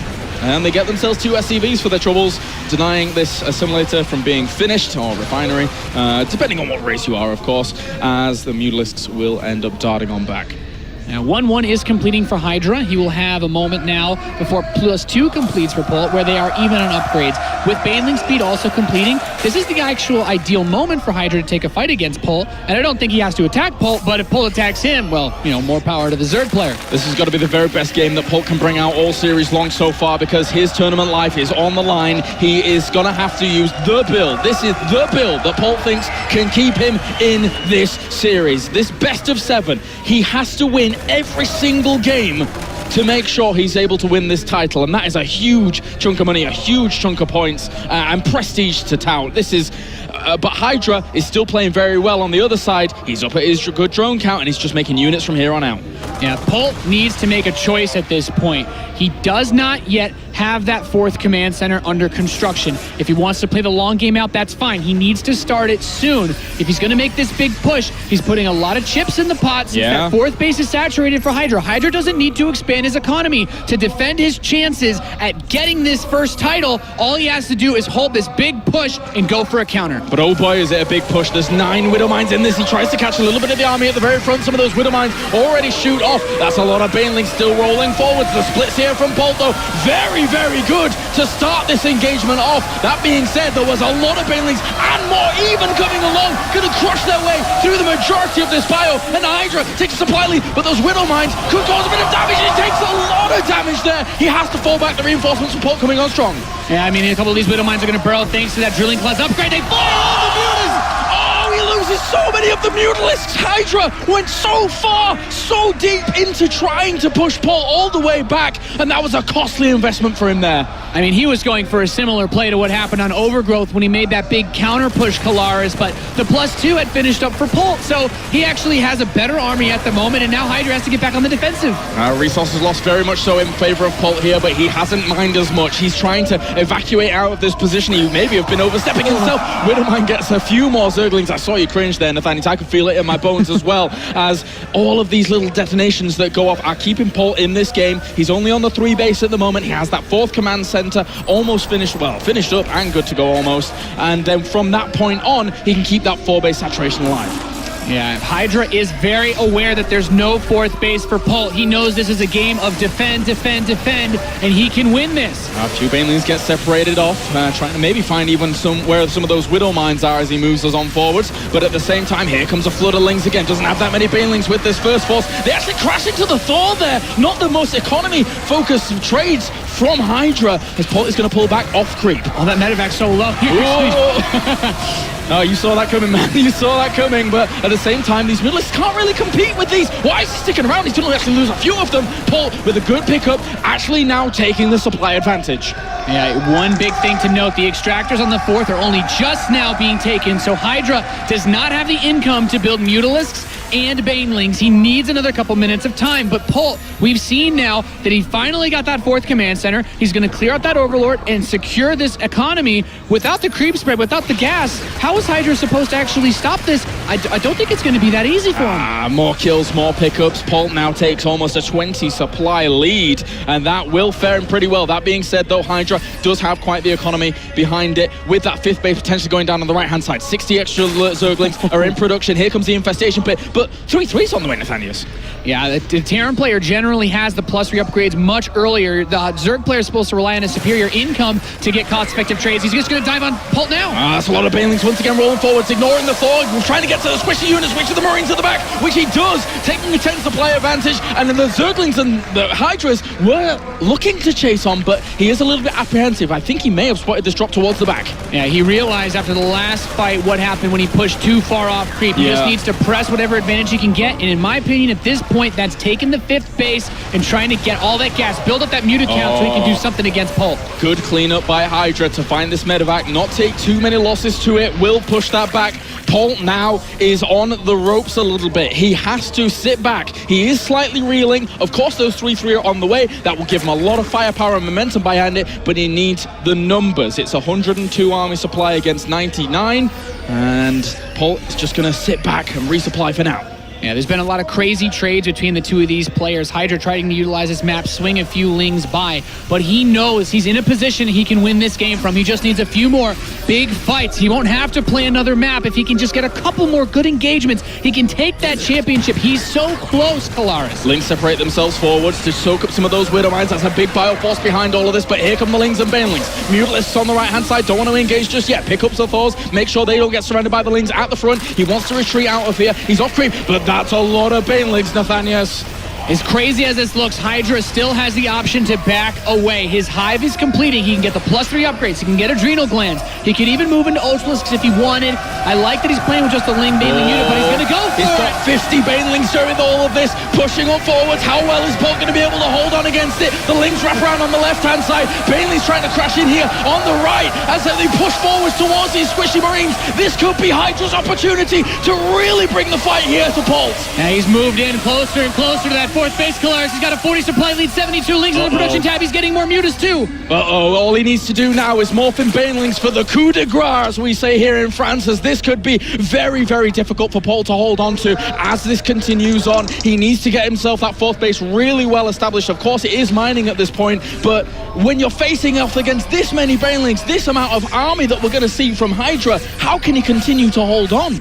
I mean, for Polt, he's got to be thinking his lucky stars that Hydra's reinforcements have to cross all the way on this very, very long map distance, but Hydra has the money from that 5th base. He can lock this game down. He can try to secure this championship, this first title, by getting these +3 upgrades. I'd love to see him start his adrenal glands as well. Maybe even mix in some burrow play. There's a lot of different alleyways that Polt's going to be moving through, and I love that he has the Lings waiting to check that 5th base of Polt too. Here's the Mutalisks going to head over to the left-hand side. Maybe find a bit of a weakness here. Those Lings already scouted out, as you've mentioned, with that 4th base, or 5th base even potentially going to be under threat. Ultralisk Cavern is on the way. 3-3 is on the way. Static Defense is going down, solidifying the position that we're seeing here for Hydra while he is looking to threaten. There is that drop for Polt at the back. He needs to try and make some use of these things. Obviously, the map is very big. He can potentially get some damage done. Every little drone is going to count. Yeah, this is a really nice play by Polt. to try to distract his opponent, but cleaned up pretty quickly. Hydra was not able to get any run buys in on that 5th base either way. So this game just looking like, as you said, we're going into the late game. But both players really putting their dukes up this time as those +3 upgrades get closer and closer. Even building armor and high-sec auto-tracking. I love these upgrades for Terran because it makes that planetary very difficult to crack with the building armor. The high-sec auto-tracking allows those missile turrets to shoot the Mutalisks from further away as well. Such a back and forth game. He will find this medevac, so that's a free pickup there for Hydra. I feel that, Hydra actually pushing so far into enemy territory on the other side. Really felt like he had a good grasp on this, but Paul, look how well he's battled back. Tons of minerals in the bank. He's got a little bit of gas, catching some Widow Mines at the start. Widow Mine for Widow Mine, unfortunately, as he will get himself a few Zerglings there, but these upgrades are rapidly approaching for Hydra. Yeah, and I think the ideal way for Hydra to posture himself as Polt pushes on the creep is to just try to play defensive with the Ultras. If Polt steps on creep, he'll gladly kill him with the Banelings and the Ultralisks. But he can sit back with the Ultralisks, force out a ton of Marauders, and then just switch into Broodlords, and Polt's going to have a very difficult time balancing his army composition against that specific Zerg combo. Polt feels comfortable to now move towards this side of the map. Sees with the scan the Ultralisks that are there. Here comes the Mutalisks from the left-hand side, potentially. Baneling's going to move forwards with these Ultras as they do tank up some of this damage. Extra Ultra is going to enter the fray as the Mutalisks on the left-hand side don't want to engage just yet. These Mutalisks going to fight back. Polt, though, is able to take the victory in the fight, but here come the upgrades. He engaged before they were finished. Yeah, big mistake by Hydra, moving in right before 3-3, right before chitinous plating. There's so few Marauders, he could have done a ton more damage. Doesn't have too many units available left to him. Can the Ultralisk hold on? He's got a few Queens behind this to support, but Polt is on the warpath again here, trying to kill off all of these very, very expensive units. There's not that much left here for Hydra. He's getting to the mineral lines, Nathanias. And the mutants are coming in from the back, but they shouldn't be able to stop this. Too many Marines, too many Thors, 10 Ultras. Are 10 Ultras going to win this? 3 Thors are going to push this way for now, with those Mutas trying to desperately save and salvage this situation. As you said, though, 10 Ultralisks. If they all couple together and push on as one, but they're not. 3 are going to go in for this. The Mutalisks are trying to buy some time as well, but it was all a little bit disjointed. GG! Paul takes the game. Paul takes the long game here on Deadwing in map number 5. 3-2 is the score so far in favor of Hydra, but a great way for Polt to start mounting this comeback. Captain America staying alive in this grand final, showing what for. He can still battle against the new talent coming to America, looking for that title. Polt says it's not going to be that easy. Not at all. Not at all. As Hydra now takes quite the blow in that game. Gotta say, the way that was going, it really looked like it was Hydra favored for a while during that mid-game. But Polt, somehow, some way, was able to battle back. And that is a testament to a champion-level quality player, I think. Yeah, battling back from just the mental defeat on Infernal Pools and then managing to get such good trades. Hydra was just a bit over-anxious, probably realized how good his position was. All right, well, that does it for game number 5. 3-2 is the score currently. Let's hear from our experts here in the grand final. Thank you very much, Colaris. And what a series we have on our hands. This is excellent. We've got a lot of entertainment. We've got some high-level Terran versus Zerg, and we have a comeback on our hands with that last victory going in Polt's favor. This is so intense right here. Polt with a comeback there. Hydra had the lead at the start of that game, but Polt just managed to defend and defend and defend, and then eventually he had enough that he could just keep pushing back, and one thing that saved him right there, in the middle of the game, big Widow Mine hits. Polt was in a bad situation. Yeah. Hydra came in, some big Widow Mine hits right there, took down almost all of the Mutalisks. You know how expensive those Widow Mine, how much damage they actually did in the middle of the game? There's so many Mutalisk Zergs and Rebellions that went down time after time. It was like a trail of Widow Mines, just in case he would forget where his main base is, you know, so the Marines could always run back.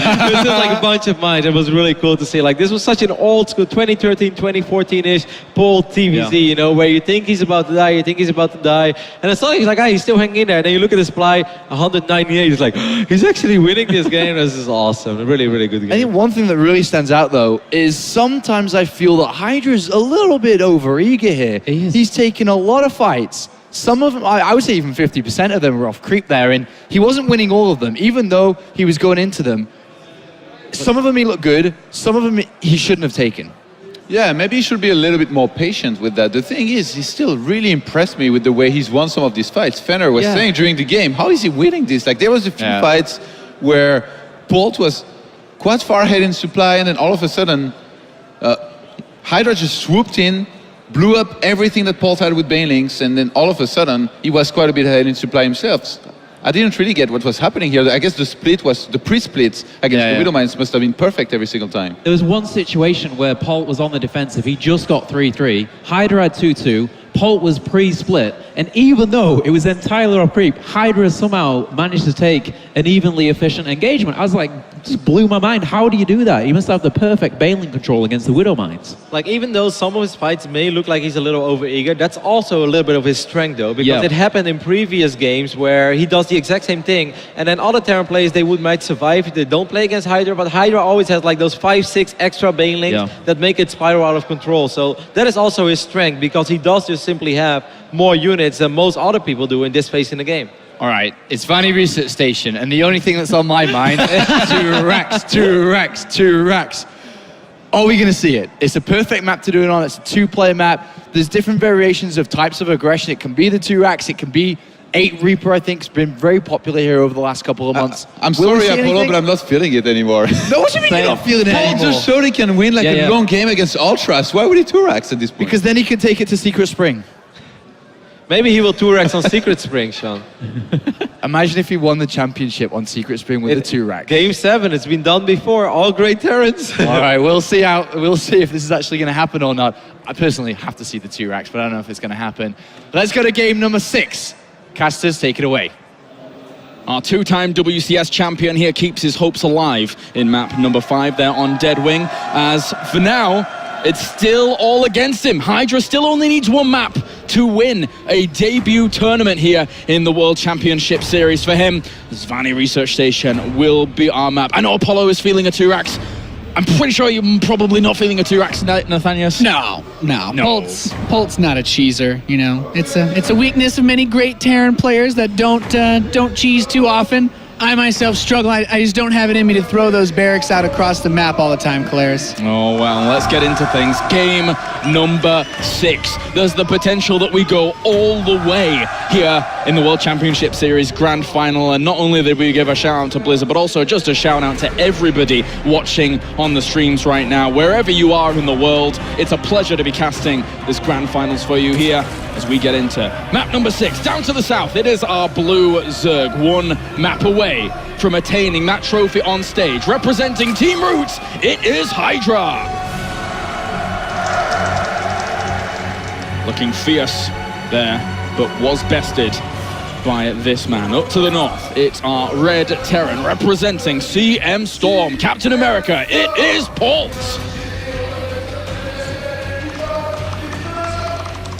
And I hate to burst our expert desk's bubble, but there are no SCVs moving across the map, Kalaris. We are going to see another normal, well, so far, normal game.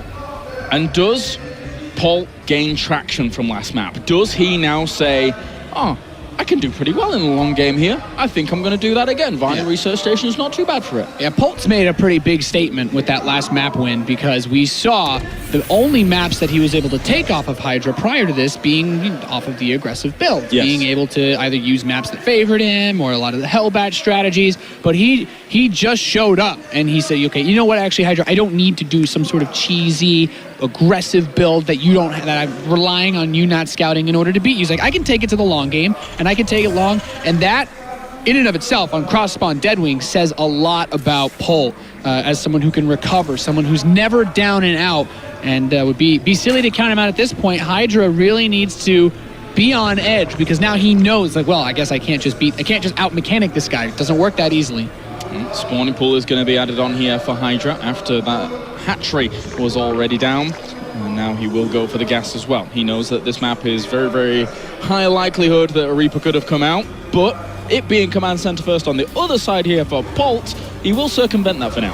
Yeah, I mean, it's not like Polt is really concerned about anything. One of the nicest features of this map, and that's made it a very popular choice among pretty much everybody throughout the course of this WCS season is that your expansion is tucked into the back, and Hydra's Overlord will come in, he'll see this command center, and it will immediately tell him, he knows that when a CC finishes this quickly, it must have been a command center first opening, so he can immediately write off several things. A Reaper won't be coming into his base, he's of course not being too raxed as Apollo might have dreamed, but it also tells him that he can actually be a little bit greedier. If he wants to go straight for a third base, he can. He doesn't have to get Zergling speed. He could play a little bit more weird if he wants to. And Polt does this safely because there's only one entrance to his base, and it's quite small. Very easy to wall off, very easy to defend.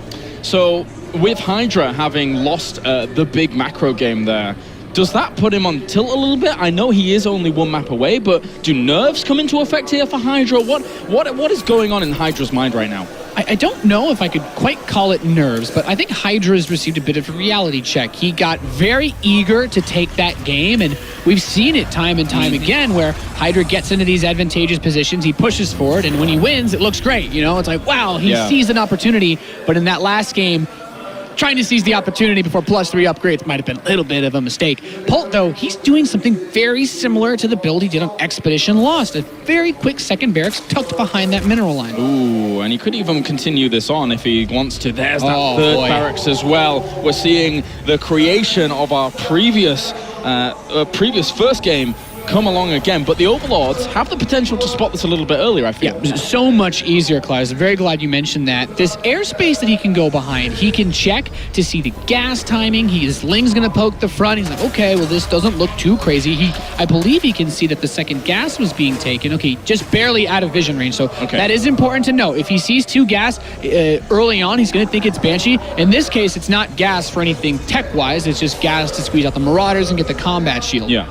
Well, the Overlord on the left-hand side is not really anywhere near at the moment, nor is it moving, and the Overlord on the right isn't moving either. So Hydra may end up going for a similar Overseer timing to how he did on the first map, but that can potentially be too late, couldn't it? Yeah, it's actually kind of tricky because Hydra being a bit reluctant to move an Overlord in. I mean, you see the Marine patrolling, and for most Zerg players, that's the sign that you should throw a Ling up the front, but this isn't any of the other maps where you can squeeze by the ramp. You're kind of stuck not knowing what's going on. So because he's not sacking the Overlord, he's going to see this coming very late, and much like many of the other games Hydra's played in this series, Kalaris, he doesn't have a Baneling Nest on the way. A Spine Crawler alone didn't cut it the first time. Well, Leia is about to finish up. This could be the prompt for one of these Overlords, 2 more Finner for one Overseer very, very soon, but we already saw how much damage this can do when that scout comes along and it has been spotted a little bit later than it needs to be. So this could get a bit scary. He's getting the Spire on the way, and once again, Hydra's going down the usual path. Yeah, that Spine Crawler, by the way, being built at the top of the main ramp, so Hydra recognizes he may have to forfeit his third base if a big push comes. He's starting some Lings, but the Hellions cleared out the Zerglings up front, and because of this, Hydra doesn't see any of the bio actually leave Polt's base. In fact, he won't see the bio forces until he's just outside the creep. Okay, he sees the barracks zone to the left-hand side here. They were hidden quite well by him and eventually been spotted, but here come the Hellions. They're also doing a little bit of the damage to start things off. The Baneling Nest is going down, but this wraparound, this attempted wraparound is not successful. Is this Baneling Nest in time, Nathanius? I don't think so, Kalaris. The bio is getting closer and closer, and keep in mind that just like the last time he made this push, he had the Marauders up front to soak up a lot of damage. Stim is finishing, Combat Shield is finishing. He has to try to kill us with Mass Lings, but with so many Hellions, I'm not sure if he can. Here comes Polt. He's looking to tie up this series 3-3 very, very early on. This is a very, very strong army that he has available at the front. Here comes the wraparound for the Lings. Will they be able to do enough damage? It doesn't look like. Oh, that being said, he cleaned up a lot of the Marines at the front. That is a lot of the damage actually taken away from this army. And the Spire is ready, Kalaris. There's very few Marines. If he can just squeeze out some Mutalisks, he doesn't need a lot. He hasn't lost anywhere near the amount of forces he did on Expedition Lost. 6 are in production. Those Mutalisks, 7 now in production. He's trying to replenish the Queens that he really, really needs to be able to get all the lava out to do this. But here comes Polt, straight into the mineral lines. This is a great opportunity to do a lot of damage here before those Mutalisks actually pop. Retreating out here. Hydra knows that he needs to buy a little bit more time. He loses 8 workers, but the Mutalisks are now here to start the cleanup. Yeah, he still has a third base. He can always redrone. He just needs to save his workers. Hellions getting more big shots off, denying Hydra potentially his chance to get this championship right here. 20 workers have gone down. The Hellions. I've got to ask Nathanius though, is that enough? Is this enough for Polt now to deal with the Mutalisks later on and continue further on? It's very, very tricky. The lack of a third command center means that Polt is way far behind economically. He did not kill the third base. It's nice to kill drones. It's nice to have mules. But at this point, the Mutalisks are going to go back across the map. They're going to be able to deal some semblance of damage. And because there's no third command center, the Hydra doesn't even have to go pure drone. He can be half drone, half ling, and still maintain an economic lead against Polt, who, like I said, is only just now getting this third command center. Not bunch in the production tab at the moment here for Hydra, just trying to replenish some of those drones that he did lose. He's back up to 44, going to be at 45 soon. The Lings will push away the Hellions, but still a lot in production for Polt. Getting these extra barracks up and running. 22 Zerglings extra are going to come out here for Hydra, and there's not much more to clean up. Is he looking to go aggressive with this?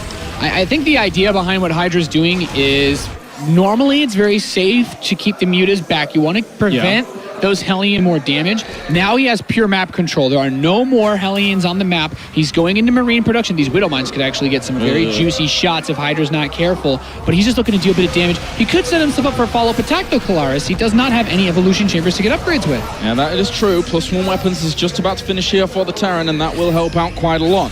As at the moment, Polt is mounting the comeback here in this series. 13 extra workers on the way for Hydra. So despite him doing a lot of damage, these bases are still very, very far away from one another. I think he sees those Widow Mines on the left-hand side. One detonated anyway while this was going on, and he is trying to find small pockets where he can do the damage. I do like this quite a bit. Polt trying to get those upgrades going. He already has +1 attack, but the Mutas just want to delay by time, keep Polt stuck here, and delaying the armory is nice because he delays any further upgrades. And well, Hydra did get evolution chambers, so he's not looking to play off of some really fast speed baneling timing. He just wants to slow this game down. He knows he's in an okay spot. Yep, 64 workers at the moment against 47. Looks like Polt now, once again, is pushing through the middle of the map.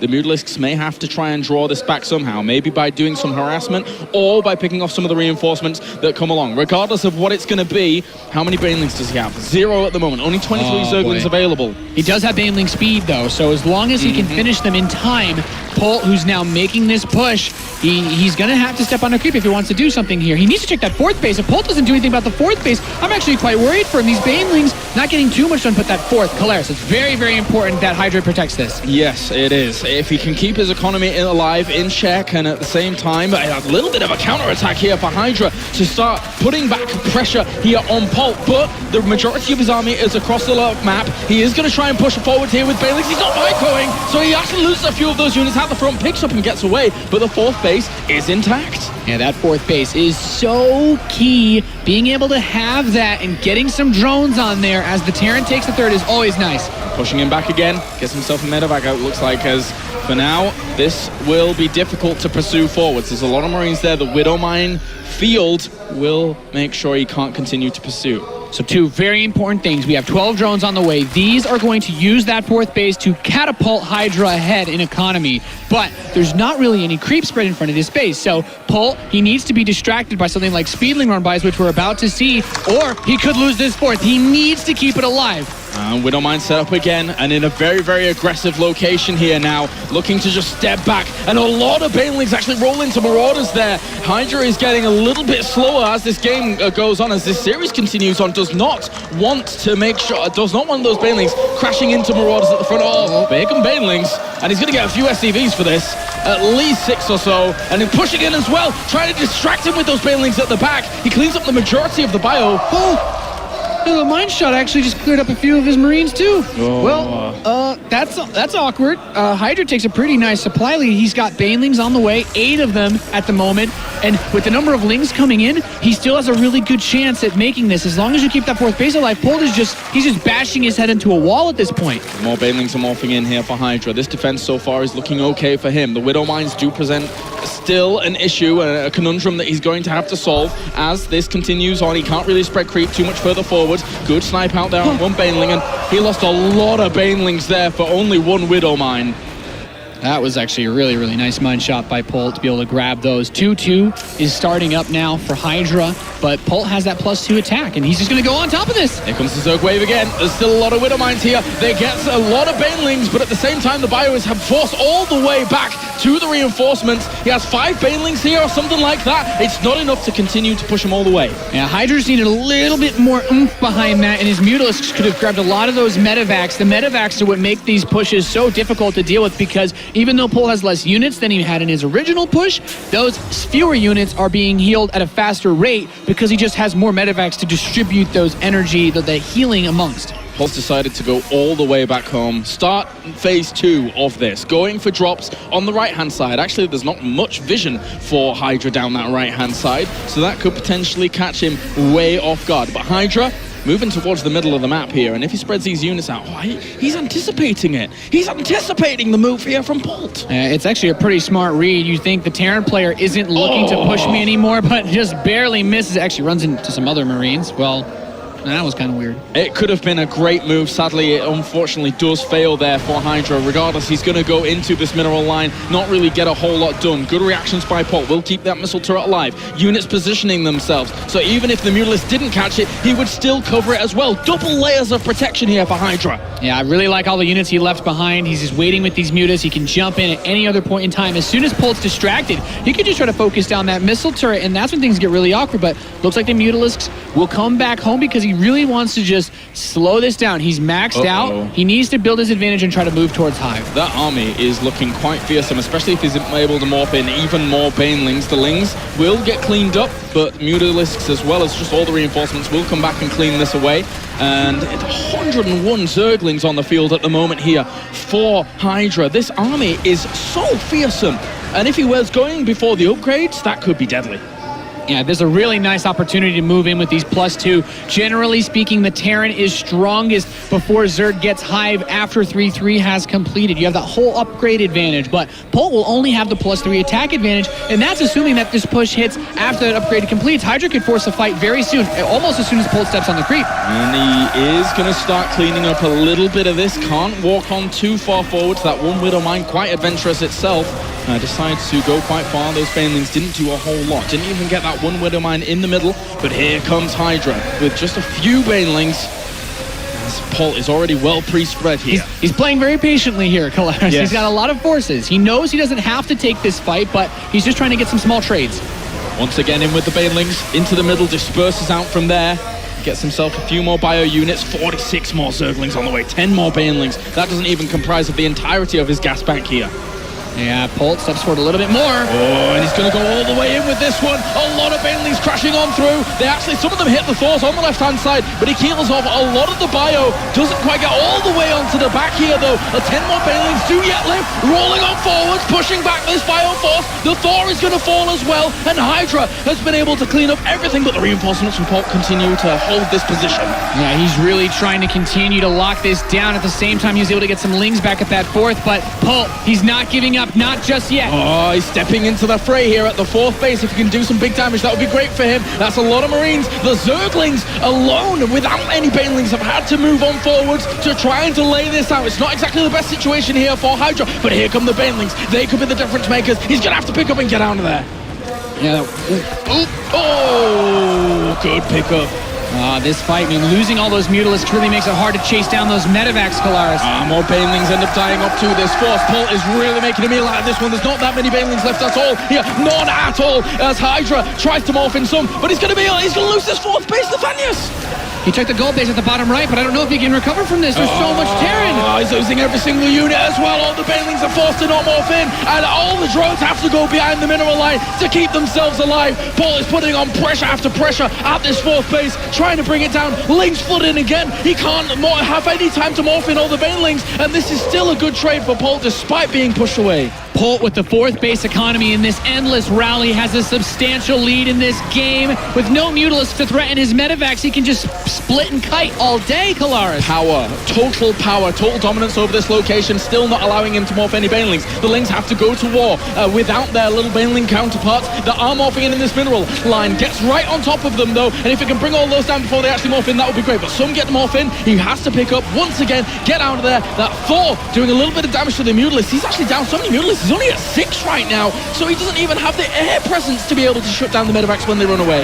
Yeah, this has just been slowly teetering out of control. Even though Polt still dropping below 100 supply, he's close to overextending with this rally since Hydra has more money than it might seem. He's got that gold base at the southeast position. This gives him such a boost in income without needing to have a crazy worker lead. In the last 10 minutes, Hydra has gone up about 50 APM as an average. He has been playing out of his mind fast during this past 10 minutes to try and deal with this pressure that is constantly coming down the left-hand side here for Polt, and he can't seem to break it constantly. The Brainlings will split on forwards. Hydra takes a supply advantage. He's going to pursue this back towards the reinforcements though, and that's where Hydra gains a little bit of extra momentum throughout all of this.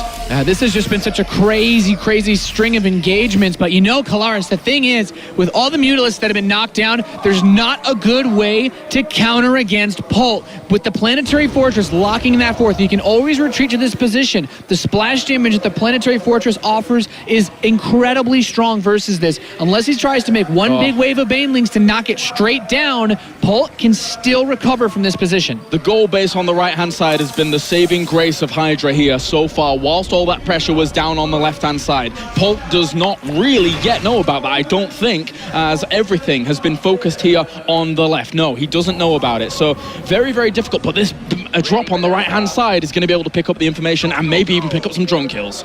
Yeah, at the same time, there's still a lot of Banelings on the left side. Hydra was perhaps considering making a move on that base. Okay, can't really step on too far forwards. Polt is still planning his attacks down the left. The drop on the right-hand side did get cleaned up in the gold, but now it's heading over towards that natural, which there's not much to clean up there, actually. He's more favoring this position. Oh, that hatchery is very low. Just a one little more scrape will come along, but Hydra has to try and go in without his Banelings. He gets the shot down. He will be able to pick that up, and he's going to pick up the rest of those Marines as well. Get out of there. Wow. Oh, wow. Is Polt trying to battle back here in this final? It looks like Hydra wants to try to catch the units retreating, but he's got that minefield and that planetary to fall back to. Here comes the wave of the Zerg once again. Will he be able to break down this location? Polt is free spread very nicely against this supply advantage. Is in favor of Polt. GG! And Game 7 is forced as Polt mounts the comeback here in the World Championship Series Finals. An unbelievable 2 games we've just seen from Polt to force it to game number 7. Nathanius, you have cast this guy time and time again in the WCS. This is potentially his 3rd championship here. Is he going all the way? Can he do it? You know, it's just been such a crazy series. Polt laying it all out with these rally pushes. At any point, one miscontrol can throw the entire game out of whack. Those Mutas can counter push. If the Widowmines don't get those Banelings and the Marines die, that 4th gets knocked down. He's never able to recover, and suddenly we see Hydra take that championship. But Polt says no. He's done a phenomenal job of controlling everything exactly the way he needs to, letting those Marauders, letting those Thors soak up enough of the Baneling hits that there's no way for him to clear out the Marines, and that kept the Mutalisk count low enough that he could never counter harass. This has just been an absolutely crazy series. Polt showing a bit of that old fire that we were talking about in the pregame, and well, I guess throughout this whole series now. Both players have shown the makings of champions, with Polt being able to mount the recovery, Hydra having this amazing run through the tournament so far, having beaten Polt twice in the qualifiers for this season and in the main season itself. But now Polt, 1 game away from the magical recovery here in this best of 7. And Nathanius, we go to Secret Springs to settle it all. A map that I don't think we've seen once here in the entire round of 16. And they don't call it Secret Springs for no reason, Kalaris. Very people know all the nuances about this map. We've played it so rarely, we don't even have that many map stats for it. It is a pretty small map when it comes to rush distance between bases, but that distance can be cut very quickly. There are 2 destructible rocks in the center center that can close all paths. If you want to play passive, you can knock him down fast. We haven't really seen too much high-level play. I have no idea what to expect on this map. Not at all, This is crazy. Secret Springs, as we say, apparently it was hidden by the Easter Bunny. It was that secret during all of this, and we find it in now a best of 7 in the concluding map of the World Championship Series, Season 1. I can't call this either way. I don't think you can either, Nathanias, because right now, Polt is playing out of his mind. Hydra had a great start to this series, but he is on the ropes as we get into game number 7. On the right-hand side, it is our blue Zerg. For one last time here in Season 1, it is Root Hydra.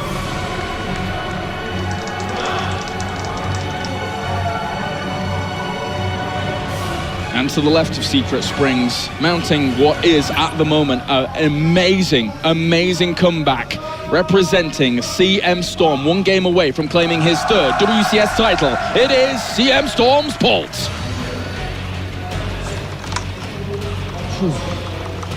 Nathanias, I'm all worn out, but I've got it in me for one last game. I'm sure you do as well. This has been an amazing final. Yeah, Secret Springs, one of the maps those of you who are brave enough to play it on ladder have seen all varieties of proxies, early pools, and every flavor of cheese you could find at the French Bakery. This is going to be a very interesting game no matter how it plays out, no matter which way these players choose to go. If you want to play standard, that's fine, but there's only 3 choke points that you can walk through on this map, Colaris. That center one is tight enough that it fits within the radius of a Widow Mine, and for any Zerg, that can mean certain death. Hydra's going to want to make plays around the sides. He can make big Mutalisk plays, but at the same time, we've also seen Terrans play with lots of Reapers. I think Polt's just about to pass the phase where we could see that, but we have to keep our eyes open for it. You get all sorts of crazy, weird base trade scenarios going on this map as well, with how the chokes work out, with the way you normally expand down towards your 3rd base and then 4th base, potentially from that point on. It's an amazingly hectic map that's the reason you don't see it too much, because it prompts all these very weird situations that meta on other maps are just not a thing of. Yeah. I mean, when I think back to competitive matches that have been played on this, you're trying to pull a strategy, right? Well, we could always go back to Maru versus Life, where we just saw a bunch of Reapers. Yeah. And, we're already past that phase. So without a second barracks, Polt can't do that. So what else is there? And the reality is, you could try to section off those choke points with mech, but Polt doesn't do anything like that. So we have to write that off. And maybe the short rush distance can go for an all-in, but all these guys need to do is be very aware of what's going on. Any early push can be severely delayed by knocking down either one or both of those destructible rocks that we can see the Reaper now passing by. Both players have to bring out their absolute A game here in this final game. In map number 7 of a best of 7, it very rarely, when we have a best of 7 series, goes all the way. But Polt and Hydra are so heavily well matched in this final series. One can become a 3-time champion. One can seal his first ever title of all time in StarCraft 2. Whichever way this goes, everyone's a winner, apart from the 2nd place. Well, I mean, you still get $15,000 and a hell of a lot of WCS points, but that's pretty good. I see your point, Colaris. No one wants to go home with the 2nd place trophy. Polt is opened up very similar to everything that we've seen prior. This is still a really good map for Reapers. I don't dislike this build. He's putting on as much pressure as he can. He can follow this up with Hellions. Key things to note because of the way this map is laid out. That 3rd base is very far away from the main ramp. If Hydra tries to get a 3rd base anytime soon, Reaper Hellion will do a phenomenal job of punishing him for that very quickly. Polt behind this with the double command center, just playing very, very greedy to start things off. The 2nd command center is actually in range of an overlord, so he does know on the other side that is going on. Meanwhile, quite a few Zerglings actually popping out here, 8 in total to fend this off, and the speed might kick in. Let's see if Polt can deal with that. The thing is that there are cliffs to jump up and down in the middle of this map that do make those Reapers all the more super mobile. Oh, they're quite hard to catch. I've cheesed many a Zerg on this map, Colaris. I know all about that. It's quite a fun map to play with the Reapers. There's, as you said, so much space to work with, but you can also jump into the center positions, like those gold bases. Like, if speed finishes, Polt actually has a lot of avenues to escape through. Well, he's going to kill off a few Zerglings. Those Zerglings moving out this far, though, does give rise to the idea that they will have speed soon. As Polt understands that, he will micro on back and get to that cliff easy peasy. And he's even looking for a few more kills, this cheeky little guy. Yeah, I mean, at the very least, he's delaying those lings from moving across the map, which buys him time to do whatever it is that he wants to do. And for the purposes of this game, Polt opening up with that second gas and getting this hidden starport once again. Maybe we just see him go right back to that Marine Hellbat Reaper timing. A little bit difficult for him to spot right at the back of these mineral lines. Polt has been a tricky guy throughout this entire series. Almost in every single game, he has hid things behind the mineral line. Yeah, what this is all going to boil down to, Kalaris, the owner of this championship could come down just to this push that Polt is preparing himself to make. Hydra's once again gone for the fast layer. We know that he likes to play this Spire Tech. We've seen it every single game in this series, and there's the armory. Polt is preparing for one last big push. He could put himself into a winning position to take the championship, or he could throw it all away with this attack coming in just under a minute. Season 2 gas guys is at the natural, and that will give rise to, again, a good vision of what is going on here. He's still on 2 base. What else is he going to be doing on 2 base as this Reaper tries to get a little bit more information? Sees another gas geyser, has seen 4 gas geysers on 2 base. Now he knows exactly what he's going to be playing against, regardless of seeing that Spire or not. These Hellbats at the front will morph in very, very soon, and even takes 4 Hellions all the way to the back. Polt's going to split up his forces. We've seen before how this negatively affected how much success he had, because Hydra's actually really good at fighting in the small numbers against this. We already see the Queen just pushing him away. And he's actually just going to pick everything. Oh, such a move. Okay, he actually missed one and done there, but then he's going to bring everything up to the high ground. This could be it. He's going to try to deal a game-winning amount of damage right here. That's a lot of lings he has, but that's a lot of splash damage as well in these Hellbats, as he has positioned himself between these 2 bases. Could cut off reinforcements on the right-hand side. A lot of the lings dying off. Polt is going to be able to push on through this. The Spinecrawler has taken a ton of damage. There's the Transfuses, though, trying to keep it alive. He absolutely needs to keep it alive against the Hellbats here that are punishing this position and absolutely wrecking everything. The Queen control has been phenomenal. Hydra lost the Spine, but it did its job, Kalaris. That Spine did its job. And guess what's on the way? The cleanup from that point on. Here come the Mutalisks, 7 of them. Double evolution chamber going down while this is happening. Another hatchery on the way for that macro as he's taken his 3rd base up to the top left. It hasn't been punished. Polt hasn't even gone there at all, hasn't even spotted it. He can kind of put some idea in motion that one would be there eventually, but with the Mutalisks on the way, the Hellions can't do anything else. At this point, Hydra's goal, his focus needs to be A, get rid of these Hellions. B, start up the upgrades, and C, look for any opportunities to deal damage with the Mutalisks. One of the rare opportunities that Hydra will get, because this map is Secret Springs, he could knock down those rocks with his Mutalisks and Zerglings and then just harass at the Mutas all day. Well, he better not harass that refinery, that's for sure, because at the moment that has 2 Widow Mines behind it. Does not want to be going in that direction at all. But I love this. He's really creating a large space where Polt cannot counterattack via ground for a significant period of time. So it's basically just going to be how much damage can Hydra do with the Mutas. Viking overstayed its welcome over here at the Overseer, as he will be able to pick that off, and this Overseer can be used as multi-purpose now, and probably to spot some Widow Mines if he tries to dive in and try and do a little bit of damage here and there. But there are already missile turrets covering the reactors as well as the tech labs for the most part. Yeah. At this point, it's all about Hydra just slowing him down. That 3rd orbital moving out is where Polt will make himself most vulnerable to any form of harass. Of course, the other side of this equation where he blocks off the Marines from attacking, that the Ling counterattacks are going to be slowed down too. So he has to get to work on these rocks. That, of course, is going to take him a little bit of time, and then he wants to make big plays in this 3rd, which, by the way, he was already blocking with an Overlord. Well, so what, from the Terran perspective, what are the trials and tribulations that Polt is going to actually have to face here on Secret Springs? Because we just haven't seen it all tournament, and now we get to see it in the very final game of the series. What does he have to face off? What is he worried about? Heavy Muta play. As Polt looks to a potential long game, you can bounce between that main base and the 3rd so fast with Mutalisks. Like it's just one cliff away, which is a bit trickier for the Terran forces to deal with. Those Widow Mines you mentioned earlier are very important in defending positions like that. But he could also later on bounce between a potential 4th at the bottom position and the natural expansion. There's a lot of ways to abuse a Terran with Mutas on this map, as long as he can defend the frontal assault.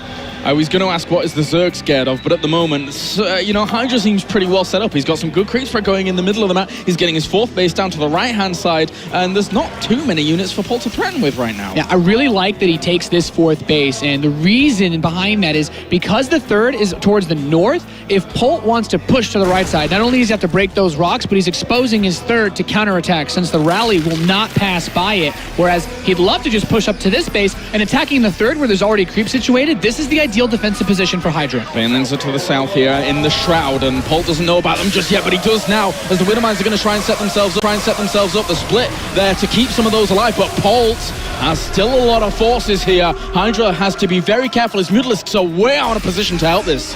Yeah, Hydra, you know, he's no longer just defending his 3rd base. This is Game 7. He's defending his 1st championship title ever in StarCraft 2. He cannot let this go. He's going for a bit of counter-harass. And he will get some of these reinforcements as they just stunned. That Marauder was literally stunned in fear as to try and deal with that amount of Mutalisks. These Marines reinforcements get themselves a few mutas, so good start there by the Marines. Yeah, Hydra's built up a nice, strong force. He's focusing on upgrades, which is very important, but his are, yeah, they're close enough to Polt's that I wouldn't worry about that in that department. He just needs better engagements. He hasn't gotten what he needs so far, and losing the creep won't help. Exactly. He needs to get that spread once again. As that active creep tumor is on the way, but Polt is going to deny it in turn. This army, not the most impressive thing here from Hydra, but he does have 21 Banelings in total, flooding in from the side here now to try and shut down this position, but there's a lot of Widowmines here, set up in good locations. He's going to push him all the way up to this cliff face, though, and kill off a ton of that bio with the Banelings. Yeah, he's retreating to some more Widowmines, so this could still get dicey. Okay, caught a few of those Mutalisks, but at the same time, they are still alive and good to go. Great focus fire there from the bio. Oh my god, some of those Banelings actually did 0, and now, without those Banelings, the Mutalisks are vulnerable. I have to fall back. That was a phenomenal engagement for Polt. There are 6 Banelings on the way, Kalaris. Only 2 being on the map means that there is a big window open for Polt to push, of course. He's going to allow the Banelings to finish in exchange for having his units getting healed by the medevacs. Polt doesn't want to overstand because it could allow the inferior number of Banelings to get, you know, unusually cost-effective detonations. Yeah, Polt can be pulling this back at the moment. He has made such a strong series out of the very, very end of this. Now 160 supply against 160 supply. The workers on both sides looking good, looking healthy. This game is no over at all by any stretch of the imagination, as Hydra is going to push in once again. Off creep, mind you, to try and kill off a lot of this bio, but he doesn't do enough to think that he is going to push on a lot more. So many fights off creep. Hydra's really pushing the issue here. And here comes the reinforcements again. The Store is trying to hold on strong. Will have to get picked up though. Polt is falling back. Hydra realizes he's done quite a bit. He really wants that medevac with the Thorin. He gets it! Great pickup there by Hydra to make sure that all the pressure is off of him. This has just been such a wild game. Hydra going toe-to-toe despite so many cost-inefficient trades. He's actually banking an absurd number of resources right now. He doesn't have the larva to spend it. He's been just distracted so much. I mean, he might as well just throw up a couple bases right now. He's now going to take the gases on the 4th. This is very important. This opens up that tech I was talking about that he used on Overgrowth. The tech to get the extra gas, to get the Mutalisks, to get the Banelings, everything that he needs to stop Polt in his tracks. At the moment, it's 2-2 here for this bio, going up against what we have. I mean, we have 2-2 as well on the other side of things. So Hydra really would love to get up to that hive at some point very, very soon. 3-3 hasn't started yet for Polt, though. He doesn't really have the money available to him. Certainly doesn't have the gas to get that going at all. Really wants to continue pressing here. He knows he has the creep all the way back, so trying to deal with all of this location and make something happen at that spot is best when there is no creep. Yeah, Hydra is now mining the extractors on his 4th base, so this is where he starts to get that gas income. Polt needs to make some big moves now.